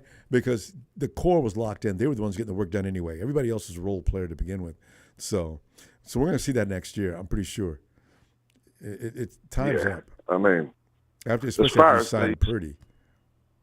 Kids running around, like Brandon Aiyuk, and I mean, you got to show him. Remember when he was drafted? I'm here to work, and I'll do anything the coach says to me to do, and I'm here to help the team win. Everybody does that coming in. Yeah. Oh, yeah. Well, I'll say, was that you? Is that you, mate? Yeah? Is that you on this? Did you stay this? Is this you or is it not you? Okay, so what are you acting like a pork chop for now? I know, because they forget about they're wide receivers, though, Tony. You have a genetic, you're a diva gene. It's right there with you. There's nothing you can do about it. All wide receivers Ronbo, do this. Shaquille O'Neal, all right? I don't know how much money did he spend until someone tapped him on the shoulder and said, brother, you can't do this, man. You can't spend this money like this. Right? I think he bought 3 or 4 cars the first time he got That's the paid. first thing they do. He went home. Yeah. He went home and his dad said, where's mine? And then his mother said, where's mine? And then his brother, where's mine? Or whatever. And then someone tapped him on the shoulder and said, look, this is how you look after money. Now the bloke's worth what? $300, $400, $500 million? Yeah, because he made some nice moves. And now, he's discussing rich. His grandchildren don't have to worry about money. Exactly. That's right. So my point is, to these people, it's not how much you get paid. All right? It's what you do with the money. $26 million to someone like Shaquille O'Neal is the same as $30 million because he knows what to do with it. Yeah. To turn it into a massive amount of money. That's what should be being taught to these kids, not, going out there and... They don't get financial advisors. When you look at Magic Johnson, you mentioned basketball players, you look at Shaquille O'Neal, I wonder who is he talking to? I always wonder, why do you guys do things that are going to kill you in the future? That's not some of Shaq says it himself. I absolutely knew nothing about investing or money or anything like that. Absolutely nothing. And how many times we hear That's about the players... most important lesson they need to learn, not how much money they get. And also, kids coming in the league, we once had that wide receiver from the Vikings. I forget his name all the time. Anyway, he was having a program to actually tell kids coming into the game of some of the things they need to be careful for, watch out about, the lady groupies at games and things like that. Guys, you've got to keep your head on your shoulders. Don't get yourself in a situation you can't get out of. I know you're having fun. You got lots of money now, this, and that. But they're basically children. It's hard to fathom being that stupid as an adult, right? So you see the kids coming into the game. He's 22, 23, somewhere within 21, 23, and he's just an idiot. He has no clue. And he's going to get himself into a heap of trouble. I look at that kid that had driving that car down through the Las Vegas Strip at 100+ miles an hour. What the hell is wrong with you? Why did you do that? Yeah. See, I feel bad because somebody should have pulled him aside. If we would have drafted him like I wanted to, I wonder if he'd have drove down Market Street at that speed. I don't think so. It's so sad. Well, there's somebody has to teach him. Ronbo, I've got a 600 horsepower hot rod downstairs, but I've put my kid in the car and made him shit his undies in that car. Yeah, pin him up again. Did you do the thing where the G-force pinned him back against the seat? I've had that done to me when I was a kid. I couldn't believe the power. But then I've also taught them that when you're driving through suburban streets, what if a little child runs out in between two parked cars that you can't see? They're little kids. They're little people, right? That's why they call them children. It runs out on the road in between two parked cars just as the time that you're coming past. Bingo, you just killed someone. What are you going to do now? You're never going to get over it. The rest of your life. What are you going to do? How are you going to face that people, the parents of that child? How are you going to face them face to face? And what are you going to say? Yeah, there's nothing you can say. So that's why the intelligence needs to be given to these kids early. But I don't know if they're going to listen, Tony. And I don't. It's a problem. They'll listen. They'll listen. My mum used to say the kids won't eat, and my dad used to say, "Leave her with me for 3 days," and he goes, "They'll be eating nails, mate. Don't worry. They'll eat. They'll eat." Well, your dad was probably something like my dad. Well, if he doesn't eat, then he just goes hungry. Your mom would never let you go hungry, right? But Dad would. That's right. Yeah, no problem with that. Okay, well, I'll see you tomorrow. Wow, he did it. Yeah, because it builds something inside of you. That's how to turn you into a man, Ronbo. It's character building, yeah. Mums are there to care for you. Dads are there to turn you into a hardened steel man. Exactly. And if you don't want to eat, okay, don't eat. But after the third day, when I keep putting the same plate, warming up the same thing in front of you, you're going to eat it. Oh, this is too much fun. We need to talk long, but listen, we got to go now. I'll see you Sunday, Monday your time. Right. All right, brother. Great stuff. Shout out to the mob and see you in the next one. Looking forward to it. Cheers, Tony. Cheers, mate. Cheers, buddy. What a guy. Can you imagine 600 horsepower? Ooh, let that thing loose. Hey, Tony ATL. Ronbo, how are you this evening, sir? Tony, man, just having fun talking football. It's a fun time of year. Because it's not going to be fun another month. You saw the pivot broadcast. I'm sure you heard about it or saw it. No, I watched it. I really wish those guys would not incriminate themselves by getting on things that everybody can see. It won't stop them. But people Yeah. still. But anybody that says that Brandon Aiyuk is worse than Debo, they forgot what happened with Debo. Debo had a nonstop 3-ring circus going daily. Brandon has gaps. He takes a couple of days off here and there. Debo had something going on every day, and when he wasn't busy carrying on, some family members were carrying on. I don't remember Debo's lady ever getting involved, but I remember Debo's brother, and I remember the mom got involved and tried to shame the whole organization. I said, "Oh my God, Debo, I would not let my mama involved in this. What are you doing? Oh God!" So bite the hand that feeds you. And Brandon Aiyuk said he wants to re-sign with the 49ers. No, he made that clear. But he'll sign. There's Washington. Because they talked about quarterbacks. There's Washington, and then there's Pittsburgh, and then you see how Ryan Clark said, "Well, you can come to Pittsburgh." I knew he was going to do that. I know, right? And Ryan Clark or Homer. And I also got to kick with the camera rolled over to Jaden Daniels sitting over in the corner. Jaden Daniels, yeah. I said, you guys, right over there. But y'all put this whole production together, didn't you? This is a damn shame. I watched it. I said, this is not necessary. It doesn't matter. It doesn't matter. The San Francisco 49ers have all the bargaining chips, all of them. That's why I understand why, if anything, I make my case and I stop. I mean, even if it's making me crazy, I'm not going to keep carrying. That's not helping any. If anything, it's putting a distance between us. Yeah. Yeah. It's like maybe he's politicking. I just want to get paid. And according to Show, didn't he say that the Niners offered 26 a year and he wants 30? So that's where the gap is, right? Yeah, but you know what? The Niners are good at surprising people about. They'll act like they're not about to budge, and then all of a sudden they'll pay. Now he's not going to pay 35, but he might get 30.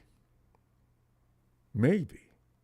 It's a guaranteed money he needs to worry about anyway. And I think that his agent finally woke up and said, "Look, don't worry about the APY, man. We're talking about the guaranteed money. Now, if you can get 50, we're good. You sign that in a heartbeat.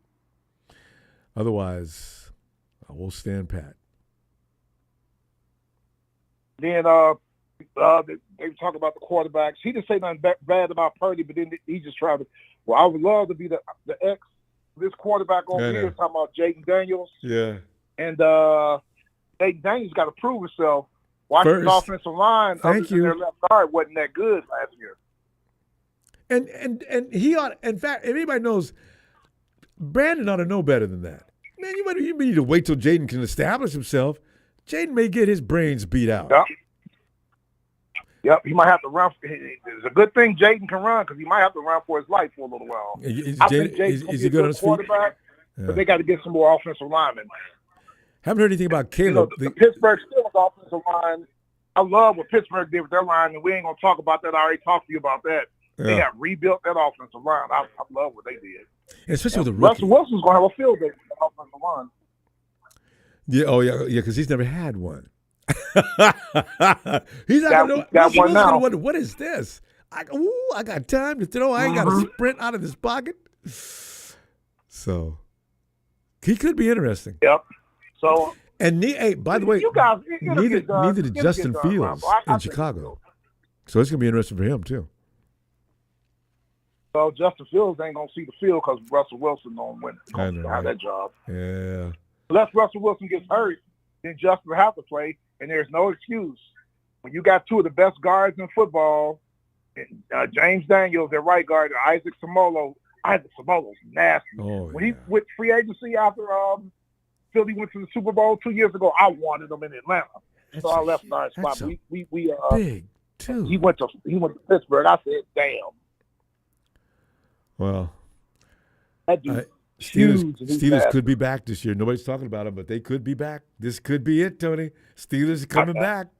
I think they'll be back. But, Ronbo, like you said, you guys were talking earlier about the running back situation. Ronbo, y'all find a running back. And, Ronbo, you're going to love Corey Schrader. It's a preseason.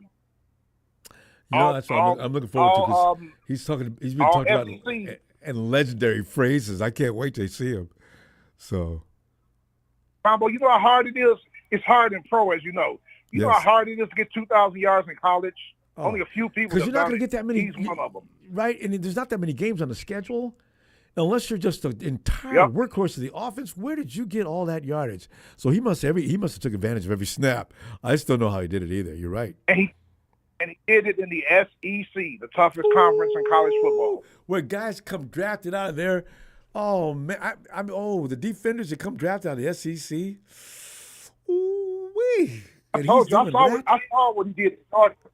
I saw what he did to Georgia 3 years ago, Ronbo. He lit them up. They lost the game like by about 17 points, but he lit Georgia up. And that's when Georgia had those two defensive tackles, Jordan Brooks, the ones that went to the Philly. Right. They were in Georgia then. And that's what I'm saying. Yep. He lit them up, Ronbo. He lit them up.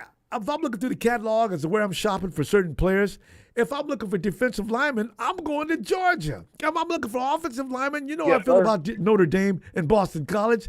If I'm looking for wide receivers, I'm thinking what's going on in Alabama. You know, there's certain teams that have, but he did that against Georgia. Yep. Oh, I can't wait to see what it looks like. Well, 2 touchdowns. And Ronbo, what is this Aiyuk talking about? He's a No.1 X receiver. Yeah, Kyle ain't gonna put up with that. No, he thinks he should. If he wants to go, he's talking about it. If I go to a team, you see him all excited. Yeah, just me, put me out there with just him. You know, I said, Brandon, I don't know if you looked all that unhappy playing with the 49ers system because you knew, you was gonna get the ball sometime. You got to get it all day. We're trying to win the game. We ain't trying to put the spotlight on Brandon Aiyuk all together. You know. That interview was like just nothing but a self-promotion for him, as far as I'm concerned. It was. By the interviewer and the interviewees. But, it just seemed like they were trying to promote him. They did, but I did enjoy when Ryan said to him, you're the #1 draft pick, and also all-pro. The 49ers did not tell you they don't want you. He says, I was waiting for Brandon to answer. And he sort of rearranged his words and put some other ones in. I said, Brandon, I knew you were lying, man. The 49ers ain't told you that. Yep. They just got to get this $4 million gap. So is St. Brown getting 28.5? The guy in Detroit, is that what he's getting? I think. But he's not. His guaranteed money. That's the target. That's true. What's his guaranteed? We're talking APY. We're talking too much about APY. What is the guaranteed money? I don't know. I have to look it up. Yeah, I'd rather have the guarantee than the APY. You can give me 26, 28, but if you give me 45, 50, well, 50, between 50 and up, guaranteed money, you can give St. Brown all he wants to. His contract's probably loaded in a way where in about 2 years it's null and void. Yeah. So. Hey, well, how do you think Tua feels when Miami put out the report they will not be paying him 50+? Well, you and I knew that was going to happen when they signed. I'm glad you brought that up too. I would ask about it. They signed Waddle. I said, "There's no way they're going to pay Tua now." And they put it out there where everybody could see it. They'll get another quarterback. Well, he ain't getting paid no $52 million. Hey, what is the plan on playing Tua? What are they going to pay him? I don't know. I think he's making. I don't even know what he's making now, but I don't know what the plan is. Well, he's coming off his rookie contract, so whatever he gets paid is going to be double the amount of what he's getting. But exactly, he ain't going to be hurting, but they'll get another quarterback. The Trent Baalke's, who's the owner of the Minnesota Vikings? The teams that insist on paying these exorbitant I call them fines, not salaries. You actually put a sledgehammer on the rest of the league. Maybe that's by design, Tony. If I can afford to pay my quarterback or my wide receiver with this amount of money and you can't, then you lose your ball player. But at the same time, I don't care about spending this money, I guess. So, and somebody said Trent Baalke set that up so next year, because if Brock Purdy has a great year and looks better than Trevor Lawrence, which is possible, Brock's people can say, oh, you know what? Trevor Lawrence is getting $60 million, and Brock made him look like a high school quarterback. So I don't understand why we can't talk about north of $60 million. And the 49ers said, well, what we're thinking is we've got a team here that's assembled in a fashion where we can't have everybody getting all the money. We need to distribute that so we can continue to win championships. Yep. Rob's getting a lot of endorsements outside the organization, and he's making money here, and there. He doesn't necessarily need that kind of contract where Trevor probably does. But that argument's not going to fly, Tony, unless you're Tom Brady and you're married to Giselle at the time. Hey, Ronbo, do you remember Keenan McCardell played for the Jaguars? The name sounds familiar. I In can't the remember. 90s? Yeah, I can't remember exactly. Yeah, Keenan McCardell. Was he another guy that He's broke the the wide bank? receivers coach at Minnesota. Oh, yeah. Yeah, Keenan McCardell. He's the wide receivers coach for Minnesota. Right.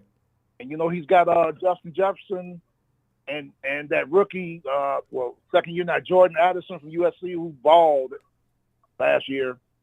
Ronbo, I'm telling you, watch out for Minnesota. I think Minnesota's going to get a wild card, like a second or third wild card. Yeah. Aaron Jones has been showing out in OTAs, the former Green Bay running back. Well, you knew he would. No, he can play. Aaron There's Jones no doubt about him. showing out. Yeah. Yep. And if Sam Darnold is Minnesota's offensive line is good. and if Sam Darnold's on point, yeah, they could be tough, no doubt. Sam Darnold's been looking good in OTAs, Ronbo. All he needed is an offensive line and one offensive got that. coordinator. Stop getting 25 and 30 offensive coordinators. People don't understand what that does to a quarterback's growth. A lot of people, he sucks. Well, he came in the league and a offensive coordinator 1 year, another in the second year, the third year, the fourth year. I mean, what do you expect? He's never developed. He's never had a chance to. Their offensive coordinator is Wes Phillips, but Kevin O'Connell is the one that calls the plays, the head coach. He's the offensive guy. I just want my quarterback to be They comfortable got weapons. with the same coach every day, and he can learn some things. This is why I like Greasy. I don't want Greasy to leave. Tony, I didn't think Greasy was going to be worth it. He's never coached before. These guys that they come in and never coached before, I worry about. I'm going to stop doing that. He's not the only guy that doesn't have any coach experience that's come in. I look at what the Lakers just did with the coach they just picked up. Oh, that's going to be a circus sideshow. You think? That's going to be a sideshow. Maybe not, because the guy's kind of sharp, though. We'll see. Mm-hmm. Sometimes it's about being is the person got good sense. Sam Darnold's got the running back. He's got Justin Jefferson. He's got Jordan Addison. He's got KJ Osborne, that number 3 receiver, that number 17. That one that TJ kills us. Hawkinson, the tight end. Yeah. He's got weapons. And that offensive line, 3 former first-round picks, 2 former second-round picks on that offensive line. Minnesota will make the playoffs. But he doesn't have. It's like a 4th wild card. He does not have the quarterback that used to be in his house, the one that's in your house now, though. You know, he may be the most underrated quarterback. Granted, the big games he did have a few problems, but you know what? That's a good quarterback. Kirk Cousins. Talking about Donald? I'm talking about Kirk Cousins. Oh, I know that.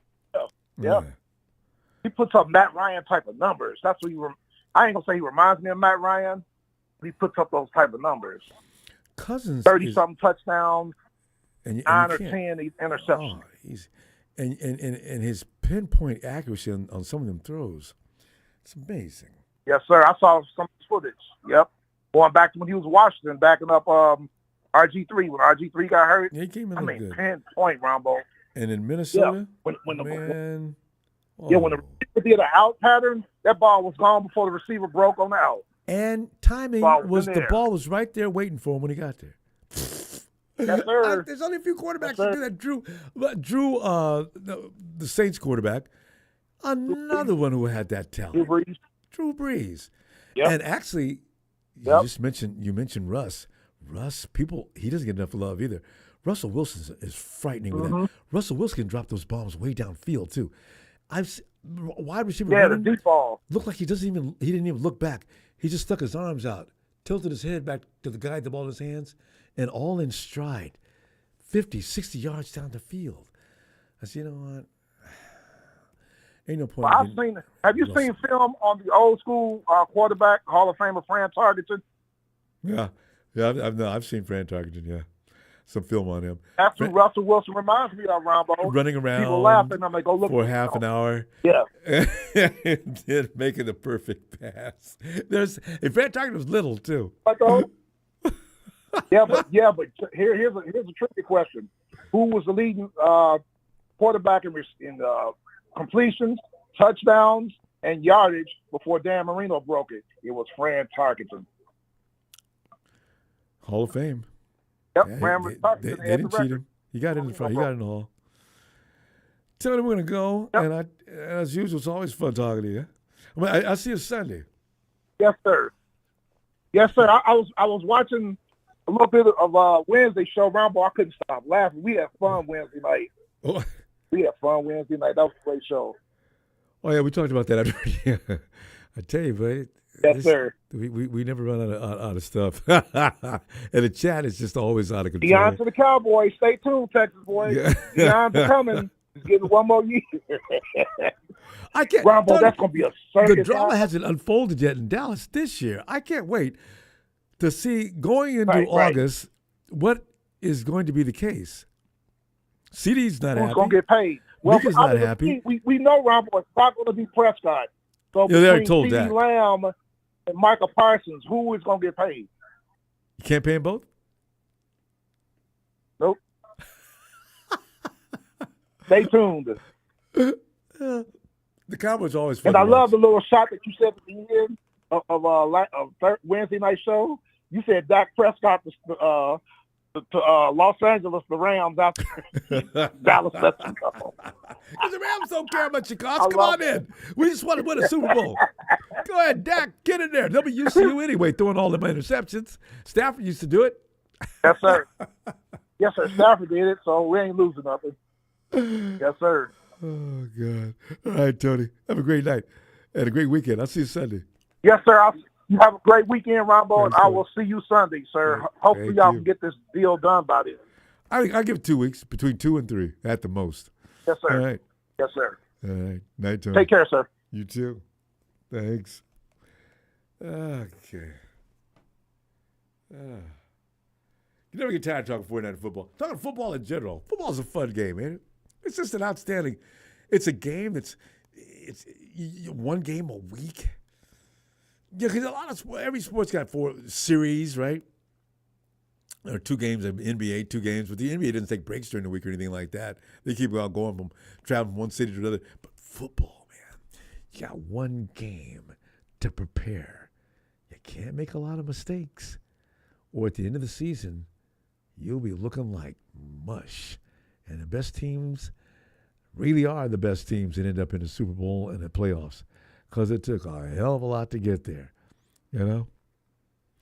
So I'll be back. Let's talk some more football. See you Sunday, fam. Thanks for the contributions. And please hit that subscribe button. I want to be able to tell you when I'm looking for you. And then, I'll see you Sunday, fam. A Niner!